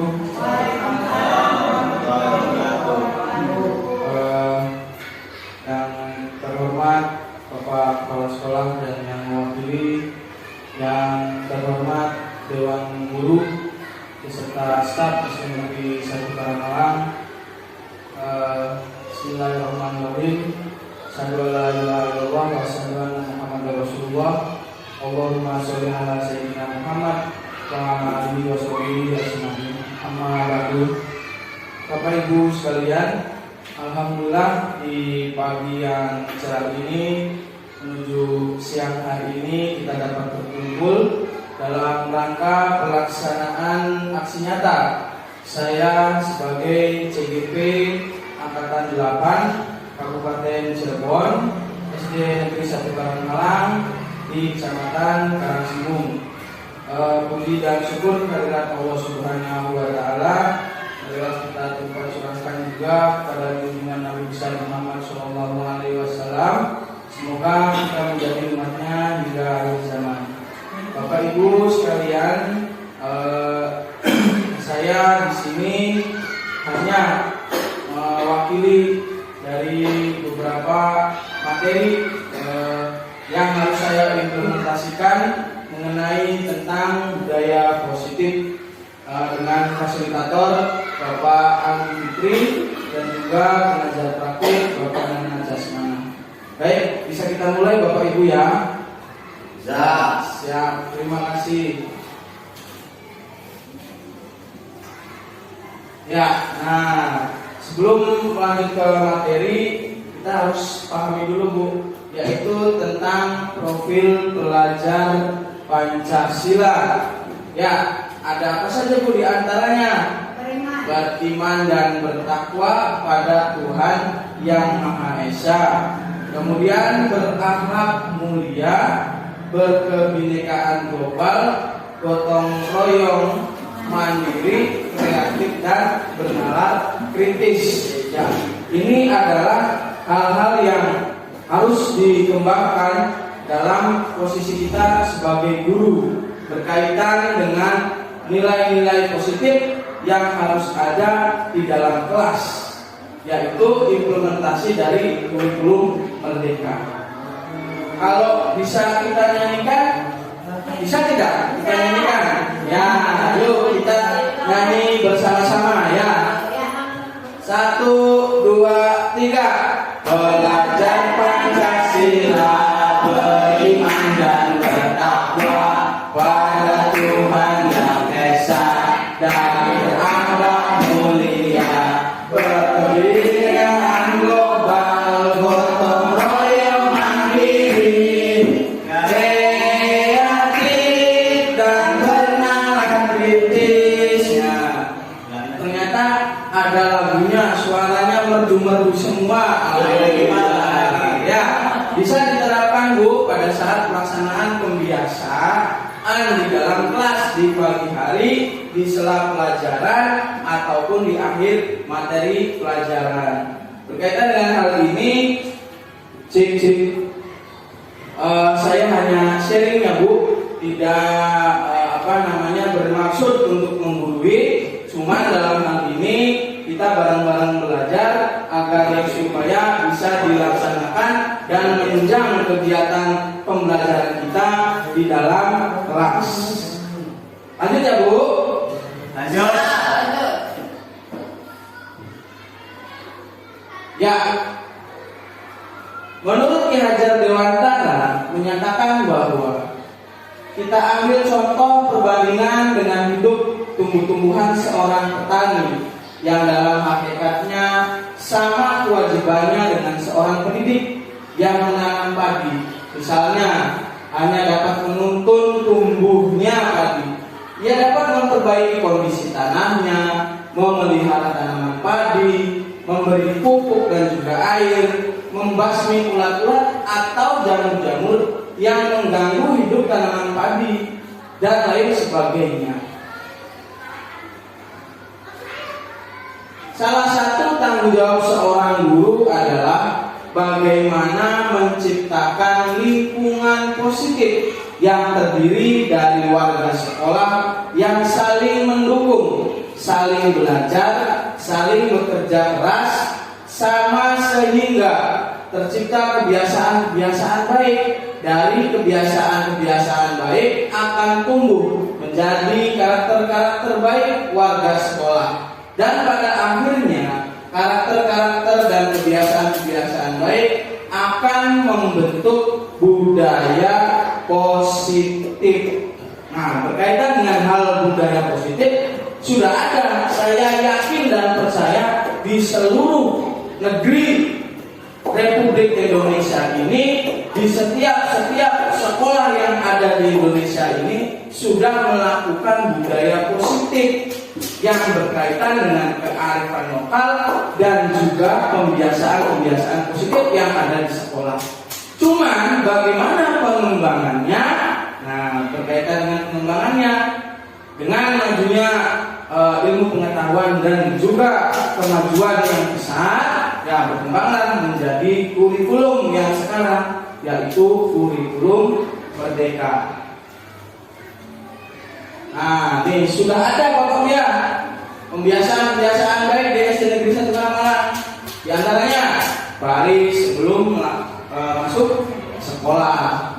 Kemudian pembiasaan pada hari Jumat ya, yaitu dengan membacakan Asmaul Husna. Ya, selanjutnya mencuci tangan. Ya, anak sudah paham tentang kebersihan diri maupun kebersihan lingkungan. Selanjutnya pembiasaan baik yang ada di SD Negeri 1 Karangmalang adalah literasi ya. Setiap pagi kita sudah mulai literasi. Kemudian ada juga membawa wadah makanan dan minuman dari rumah untuk mengurangi sampah plastik. Ya, selanjutnya adalah sholat zuhur berjamaah. Ya, kemudian ada melakukan apel ataupun upacara setiap hari Senin, dan yang terakhir adalah bersama-sama berkumpul ya di dalam satu lingkungan dalam membacakan literasi. Nah, Bu, budaya positif ada apa saja unsur-unsurnya, Bu? Yang pertama adalah disiplin positif dan nilai-nilai kebajikan universal. Kemudian teori motivasi, hukuman dan penghargaan serta restitusi. Ada juga keyakinan kelas, kebutuhan dasar manusia dan dunia yang berkualitas. Kemudian restitusi 5 posisi kontrol dan restitusi segitiga restitusi. Ada Bapak Ibu yang sudah tahu nih, saya pernah dengar tentang keyakinan kelas atau restitusi atau disiplin positif itu seperti apa? Barangkali yang sudah dengar belum, Bu ya? Nah, baik, kita akan sharing di sini dalam aksi nyata 1.4 ya. Lanjut, Bu ya.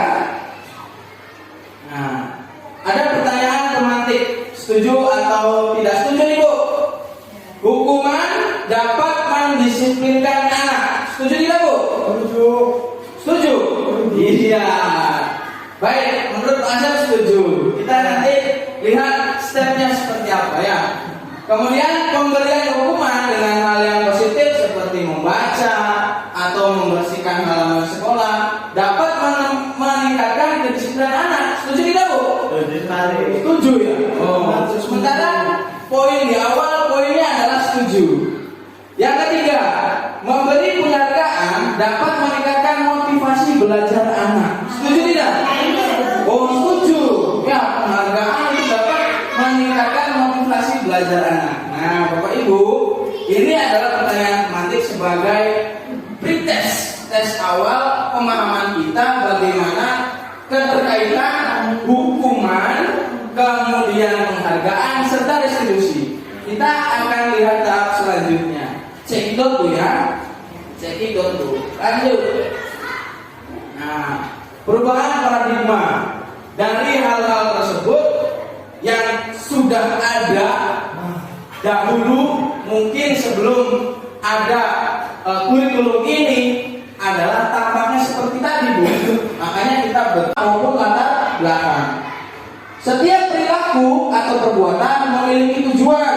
Ya, menurut Dr. William Glasser pada teori kontrol tahun 1984. Dengan mengaitkan nilai-nilai kebajikan yang diyakini seseorang, maka motivasi intrinsiknya akan terbangun, sehingga menggerakkan motivasi dari dalam untuk dapat mencapai tujuan mulia yang diinginkan. Itu menurut Diane Dawson. Nah, ternyata nilai-nilai kebajikan semuanya sudah ada, Bu ya, dalam pelajar Pancasila, dalam profil pelajar Pancasila kita, Bu. Ya, nilai-nilai kebajikan universal itu ada. Beriman dan bertakwa kepada Tuhan Yang Esa dan berakhlak mulia, mandiri, bernalar kritis, berkebinekaan global, gotong royong dan juga kreatif, Bu. Nah, ternyata profil pelajar Pancasila bukan sekedar hanya foto dan gambaran-gambaran yang disediakan, Bu ya. Ternyata isinya adalah nilai-nilai kebajikan universal yang harus ada di dalam setiap benak manusia. Nah, teori motivasi perilaku manusia menurut Diane Workshop dalam bukunya Restrictive School Discipline menyatakan ada 3 motivasi perilaku manusia, Bu. Yang pertama, untuk menghindari ketidaknyamanan atau hukuman. Yang ketiga, 2, untuk mendapatkan imbalan atau penghargaan dari orang lain. Yang ketiga, untuk menjadi orang yang mereka inginkan dan menghargai diri sendiri dengan nilai-nilai yang mereka percaya.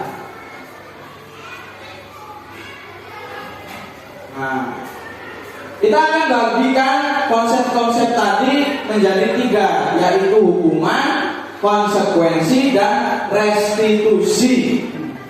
Kita mulai dari hukuman dulu ya. Hukuman bersifat tidak terencana atau tiba-tiba. Betul ya, Bu? Betul ya? Anak datang, "Hei kamu, push up." Tiba-tiba, tidak terencana, spontan.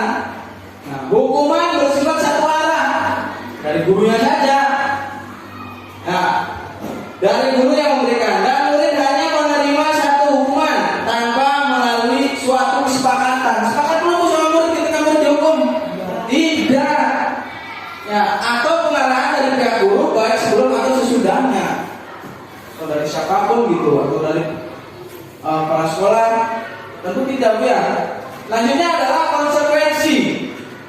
Konsekuensi sudah terencana atau sudah disepakati, sudah dibahas dan disetujui oleh murid dan guru. Umumnya bentuk-bentuk konsekuensi dibuat oleh pihak guru atau sekolah, dan murid sudah mengetahui sebelumnya konsekuensi yang akan diterima bila ada pelanggaran. Nah, perbedaan hukuman dan konsekuensi. Nah, kita sebutkan bukan nanti ya. Nah, tindakan-tindakan buruk ini berkaitan dengan hukuman atau konsekuensi. Yang pertama, mencatat 100 kali dalam buku kalimat, "Saya tidak akan terlambat lagi karena terlambat ke sekolah." Nah, itu hukuman atau konsekuensi? Konsekuensi ya, Bu Cici. Pak Yani, konsekuensi, Bu Cici. Hukuman. Oke, baik. Yang kedua, lari mengelilingi lapangan basket 2 kali karena terlambat hadir di sekolah. Hukuman atau konsekuensi? Hukuman. Oke. Yang ketiga, murid diminta untuk push up 15 kali karena tidak menggunakan masker di sekolah. Hukuman atau konsekuensi? Konsekuensi. Hukuman. Hukuman. Pak Yanti, konsekuensi. Nah, menggantikan kertas tugas teman yang telah dicoret-coret. Nah, dicoret-coret terus digantikan. Itu hukuman atau konsekuensi? Konsekuensi, ya Bu. Membersihkan tumpahan air di meja tulis karena terkena atau tersenggol pada saat belajar. Membersihkan, tersenggol, membersihkan. Konsekuensi hukuman. Konsekuensi. 6. Murid disuruh untuk mengenakan sepatu seharian di sekolah karena tidak mengenakan sepatu hitam. Nah, yang ketujuh, lari mengelilingi lapangan basket 2 kali karena terlambat 10 menit untuk pelajaran PJOK. Ternyata ini, Bu. Nah, ya, mencatat 100 kali kan terlambat itu dihukum ya, Bu. Ya, itu hukuman. Mengelilingi basket 2 kali karena terlambat dari sekolah itu hukuman. Langsung dihukum. Ya, membersihkan tumpahan air, menggantikan kertas teman yang telah dicoret-coret, yang itu adalah konsekuensi. Jadi ya, perbedaan hukuman dan konsekuensi.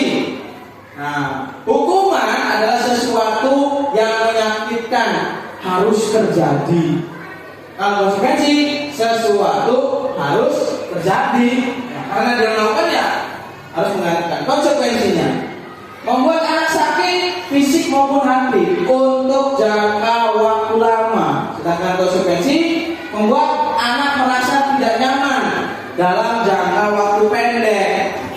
Ya, kalau hukuman dia terngiang-ngiang nih, push up suruh apa? Saya pernah datang pagi-pagi belum makan suruh push up. Ya, kenang-kenang. Kebetulan terjadi pada saya sendiri pada saat SMA dulu. Ya, selanjutnya, ya, anak membenci kedisiplinan. Jadi anak benci sama disiplin bu, karena hukuman gitu ya. Anak menghargai disiplin. Kemudian hukuman itu bersifat paksaan.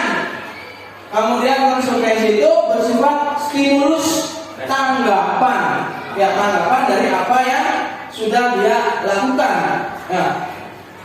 Mendorong anak menyakiti diri sendiri.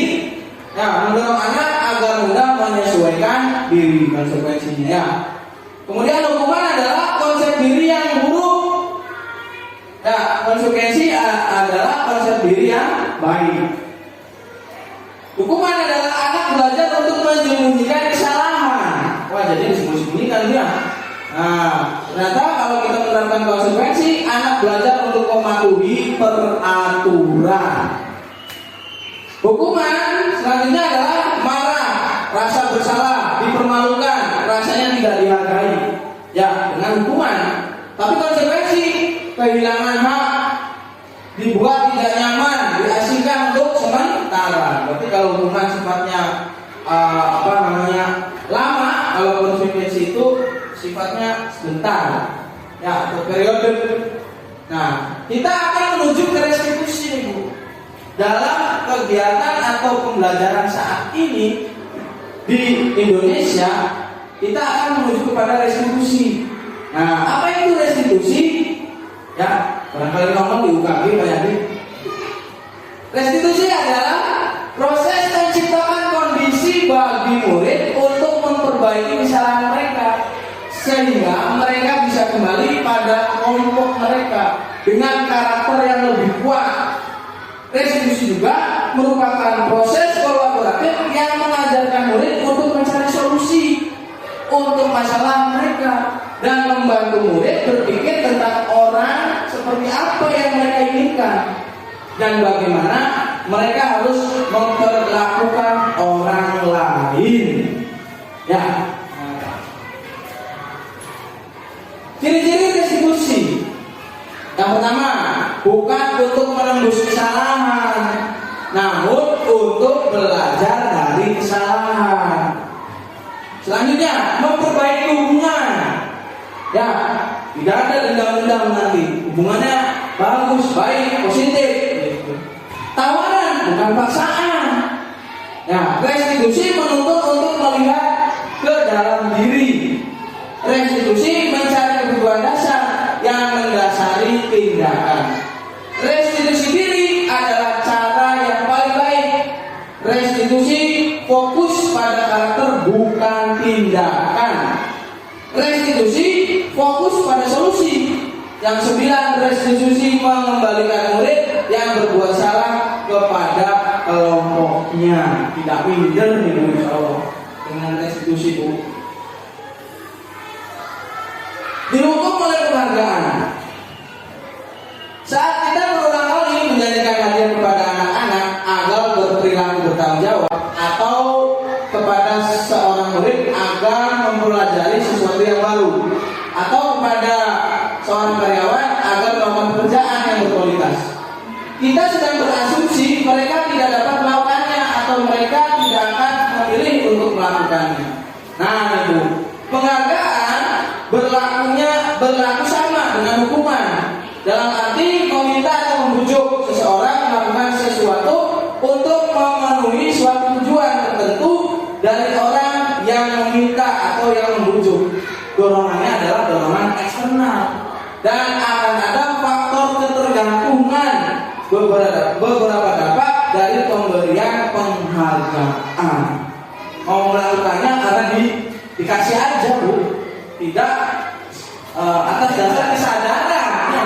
Iya. Wah, mau sana sini Pak, 2000 nanti saya ke sana. Nah, itu membentuk karakter yang tidak baik, Pak. Ya, dihukum oleh penghargaan. Ya, pengaruhnya adalah jangka pendek dan jangka panjang. Nah, seharusnya penghargaan menghukum, penghargaan mengurangi ketepatan, penghargaan tidak efektif, penghargaan merusak hubungan, penghargaan menurunkan kualitas, penghargaan mematikan kreativitas, penghargaan mengurangi motivasi intrinsik. Ya, nah, merusak hubungan bagaimana? Wah, cuma dikasih aja Bu, saya emang nggak pernah.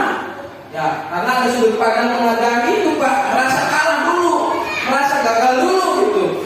Ya, iya minder dulu. Jadi motivasinya diganti dengan motivasi yang lain, yaitu restitusi Pak. Nah, sekarang kita menuju kepada keyakinan kelas. Ya, nah, apa itu keyakinan kelas? Nah, mengapa tidak peraturan saja? Mengapa harus keyakinan kelas? Nah, mengapa kita memiliki peraturan yang harus menggunakan helm bila mengendarai kendaraan roda 2? Mengapa kita memiliki peraturan 3M menggunakan masker mencuci tangan dan menjaga jarak 1,5 meter? Untuk mendukung motivasi intrinsik kepada kembali ke nilai-nilai keyakinan-keyakinan lebih menggerakkan seseorang dibandingkan mengikuti serangkaian peraturan peraturan. Ya, dibentuk keyakinan kelasnya dulu. Nah, yuk mari kita terapkan bersama bentuk-bentuk keyakinan kelas. Ya, pembentukan keyakinan sekolah atau keyakinan kelas. Yang pertama, keyakinan kelas bersifat lebih abstrak daripada peraturan yang lebih rinci dan konkret. Keyakinan kelas berupa pernyataan-pernyataan universal. Pernyataan keyakinan kelas senantiasa dibuat dalam bentuk positif. Selanjutnya, keyakinan kelas hendaknya tidak terlalu banyak sehingga mudah diingat dan dipahami oleh semua warga kelas. Keyakinan kelas sebaiknya sesuatu yang dapat diterapkan di lingkungan tersebut. Selanjutnya, semua warga kelas hendaknya ikut berkontribusi dalam pembuatan keyakinan kelas lewat kegiatan curah pendapat. Selanjutnya, bersedia meninjau kembali keyakinan kelas dari waktu ke waktu, tergantung kebutuhan lingkungan kelasnya. Nah, ada peraturan, ada keyakinan kelas. Peraturan yang dibuat selalu kembalikan buku ke tempat sampah. Selanjutnya, dilarang mengganggu orang lain. Hadir di sekolah 15 menit sebelum pembelajaran dimulai. Dilarang melakukan kekerasan. Ya, dilarang menggunakan narkoba. Bergantian atau menunggu giliran. Gunakan masker, jangan berlari di kelas atau koridor. Nah, keyakinan kelas yang adanya apa, Bu? Nah, di sini. Ya. Selalu kembalikan buku ke tempatnya adalah nilai-nilai dari bentuk tanggung jawab. Dilarang mengganggu orang lain adalah menghormati orang lain. Hadir di sekolah 15 menit sebelum pembelajaran dimulai adalah menghormati orang lain, juga berkomitmen menghargai gurunya, komitmennya di dalam kelas. Pagi-pagi harus datang ke sekolah. Dilarang melakukan kekerasan, ya, berakibat kepada keselamatan dan juga menghargai orang lain. Dilarang menggunakan narkoba, ya jelas narkoba itu akan merusak kesehatan. Bergantian atau menunggu giliran, menghormati orang lain dan bersabar. Menggunakan masker, ya, adalah berkaitan dengan kesehatan dan juga keselamatan. Jangan berlari di kelas, yaitu berkaitan juga dengan keselamatan dan keamanan. Nah, Bapak Ibu, saya sudah mencoba FPLS kemarin, ya, dengan membuat keyakinan kelas. Ya, penerapannya nanti akan ada di video pada tahap selanjutnya. Nah, ada kebutuhan dasar manusia. Seluruh tindakan manusia memiliki tujuan tertentu.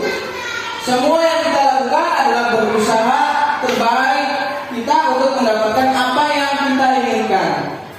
Ketika kita mendapatkan apa yang kita inginkan, sebetulnya saat itu kita sedang memenuhi satu atau lebih dari satu kebutuhan dasar kita. Nah, kebutuhan dasar kita ada di antara lain adalah kebutuhan bertahan hidup. Kebutuhan bertahan hidup atau survival adalah kebutuhan yang bersifat fisiologis untuk bertahan hidup, misalnya kesehatan, rumah, dan makanan. Komponen psikologis pada kebutuhan ini meliputi kebutuhan akan perasaan aman.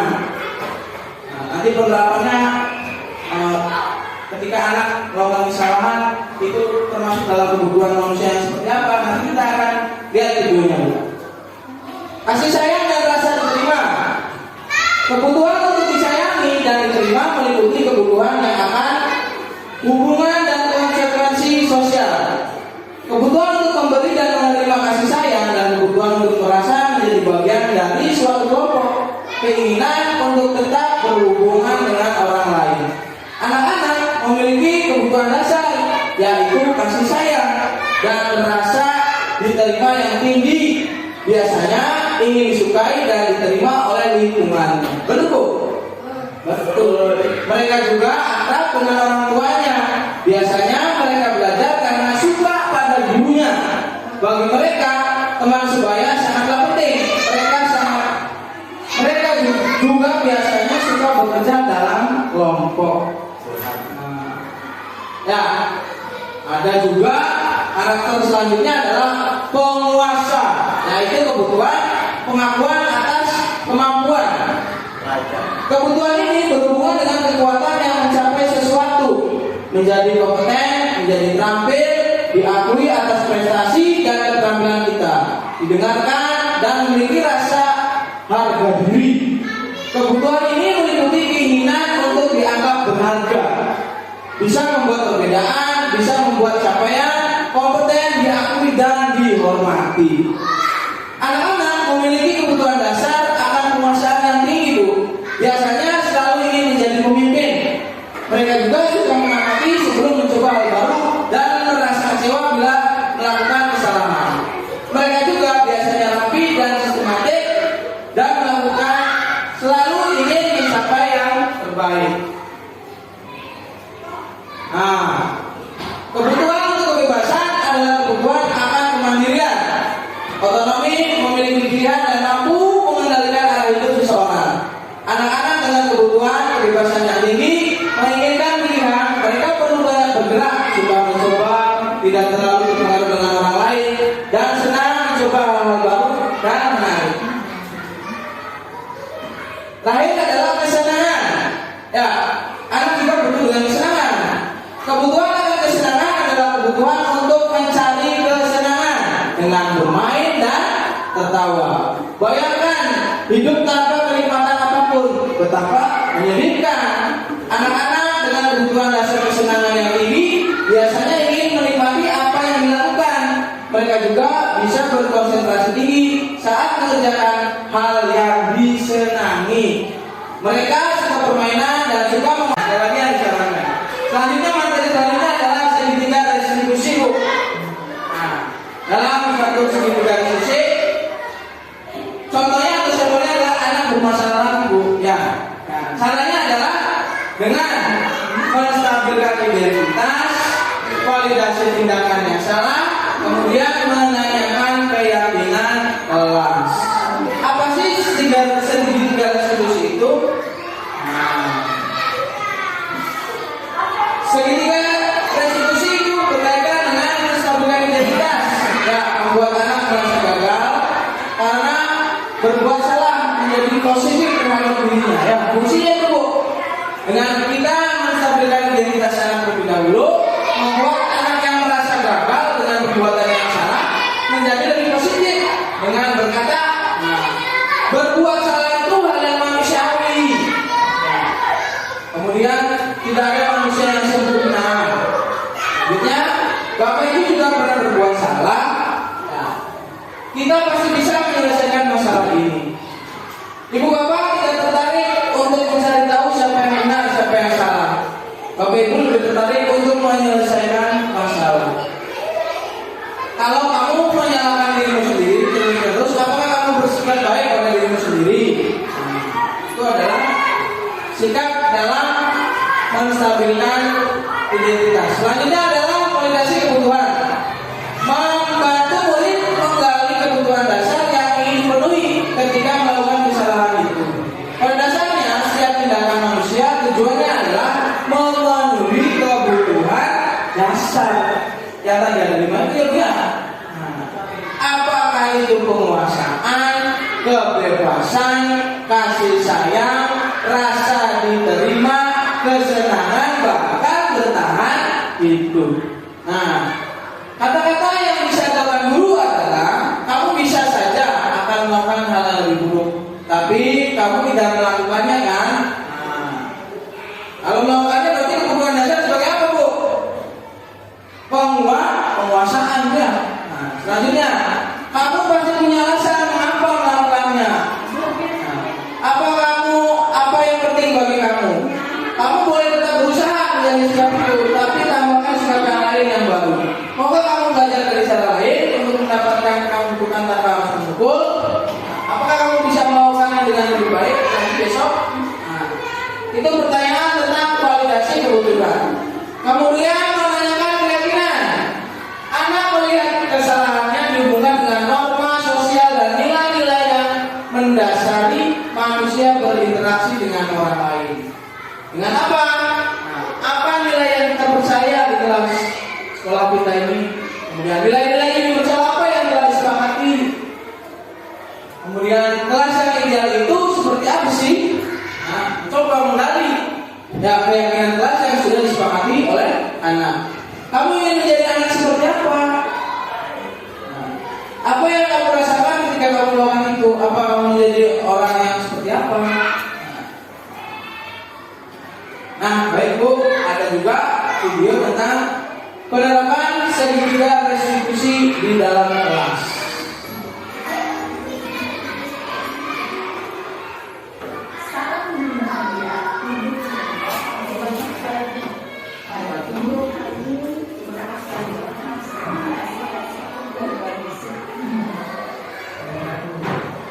Nah, Bu, ya jelas suaranya enggak? Jelas lagi.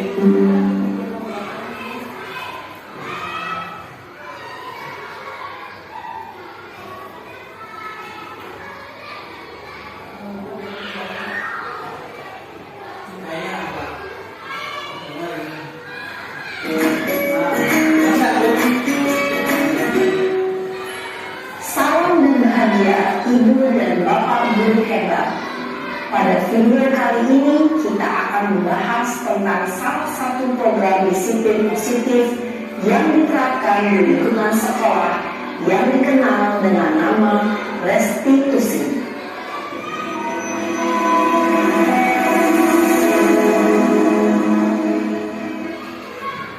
Restitusi dikembangkan oleh pakar pendidikan Dayat Blossom berlandaskan pada teori kontrol Dr. William Glaser. Segitiga restitusi adalah suatu proses dialog yang dijalankan oleh guru atau orang tua agar dapat menghasilkan murid yang mandiri dan bertanggung jawab. Pada saat guru di posisi manajer, aspek yang dikembangkan pada murid adalah motivasi intensif, sehingga penanaman nilai-nilai kebajikan dapat tumbuh dan berkembang menjadi suatu kebiasaan positif yang akhirnya membentuk karakter murid. Proses belajar ini terdiri dari 3 langkah yang digambarkan pada ketiga sisi pada segitiga restitusi. Sisi pertama adalah menstabilkan identitas. Sisi yang kedua adalah validasi tindakan yang salah. Dan sisi yang ketiga adalah menanyakan keyakinan.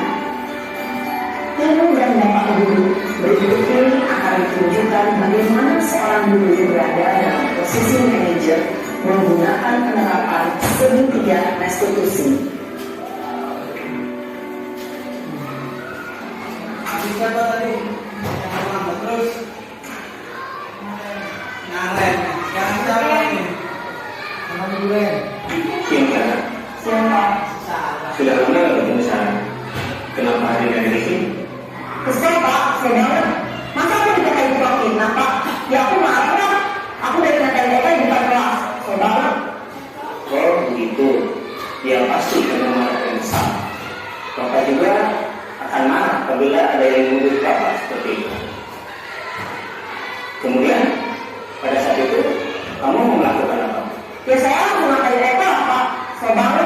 Saya benar-benar dia daripada teman lagi. Oh begitu. Pasti kamu melakukan seperti itu karena suatu alasan tertentu kan? Iya lah, masa saya biasa aja Pak. Ya saya bilang diri lah. Masa saya jadi tukang fitnah? Ya wajar lah. Mempertahankan harga diri itu sesuatu yang penting buat kamu. Beruntung kamu tidak begitu banyak lagi.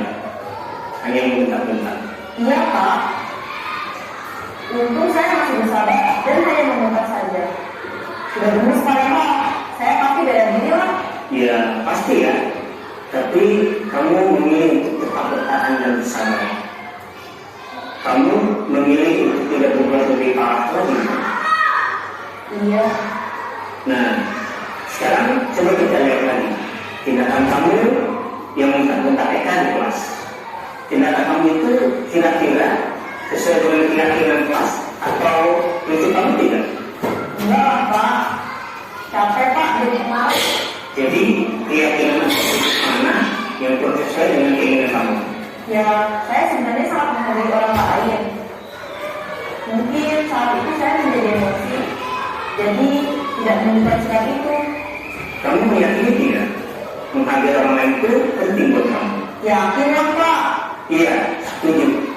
Kita harus saling menghargai. Namun ada juga keyakinan yang kita sepakati yang perlu kita jalankan apabila kita sedang marah, kan? Ya, saya bisa lebih proaktif, mulai dengan diri sendiri. Saya bisa jadi lebih sadar, mengambil waktu jeda untuk berpikir mau apa selanjutnya. Kira-kira kamu bersedia memperbaiki masalah ini tidak? Sedia Pak. Kalau kamu memperbaiki masalah ini, kamu akan menjadi orang seperti apa? Saya akan menjadi orang yang bertanggung jawab kali ya Pak. Dan senantiasa proaktif. Iya, menurut kamu bagaimana rasanya menjadi orang seperti itu? Ya nyaman lah, bangga bisa bersabar dengan hal itu. Baiklah kalau begitu. Yuk kita pikirkan bagaimana memperbaiki masalah ini.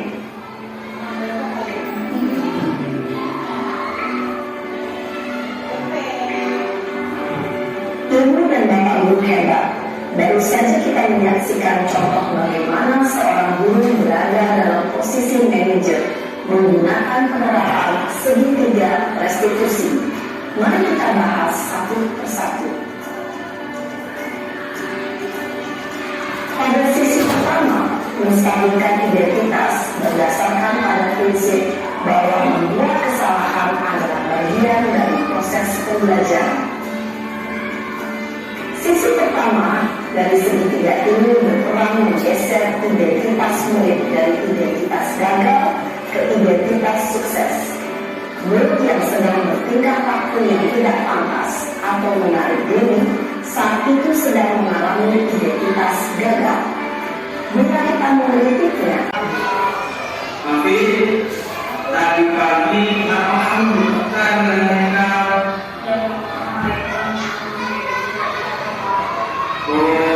ya wajar jika bapak ada kamu bapak tidak bisa dengan ejek atau bapak kami selalu mendadak dengan suara yang lantang dan keras seakan-akan misalnya merupakan kebutuhannya. Kemudian apa yang melakukan dengan mereka habis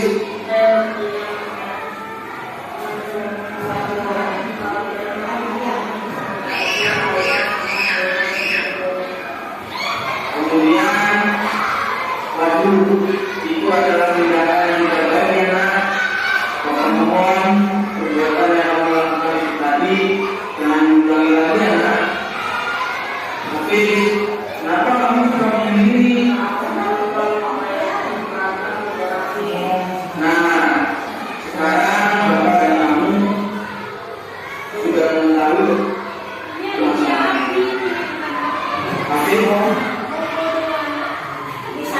Tapi di depan kamu harus bersabar ya dengan tindakan yang kamu buat, karena segala pengalaman yang itu adalah tindakan yang tidak digunakan. Kamu bisa langsung berkomunikasi baik dengan kamu. Kemudian kamu bisa mempersiapkan pakaianmu bila akan berangkat ke sekolah dengan rapi. Karena kerapian juga merupakan salah satu unsur kebersihan diri yang harus kita jaga. Apalagi diri kita sendiri, kita akan lebih percaya diri bila pakaian kita rapi dan bersih ya. Sekarang Bapak mau bertanya, apakah tindakan kamu tadi ini sudah sesuai dengan keyakinan kita? Nah, menurut kamu keyakinan apa yang kamu lakukan? Bagus, Abi. Sekarang menurut kamu sambil mengotori dan menyayangi mungkin tidak habis. Bagus. Keyakinan keras yang kamu lakukan pada kondisi emosi bagaimana, Hafiz?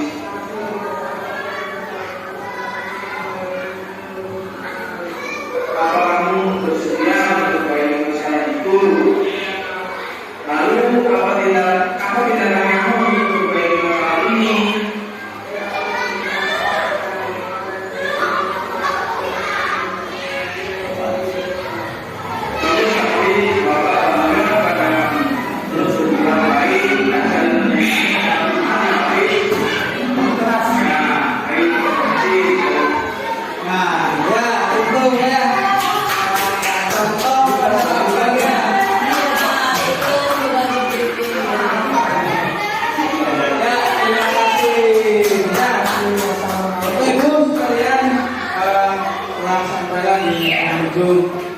Kegiatan ini tentu dengan beberapa harapan-harapan. Semoga kita bisa merefleksikannya, kita bisa menerapkannya dalam kegiatan pembelajaran di lingkungan kelas kita.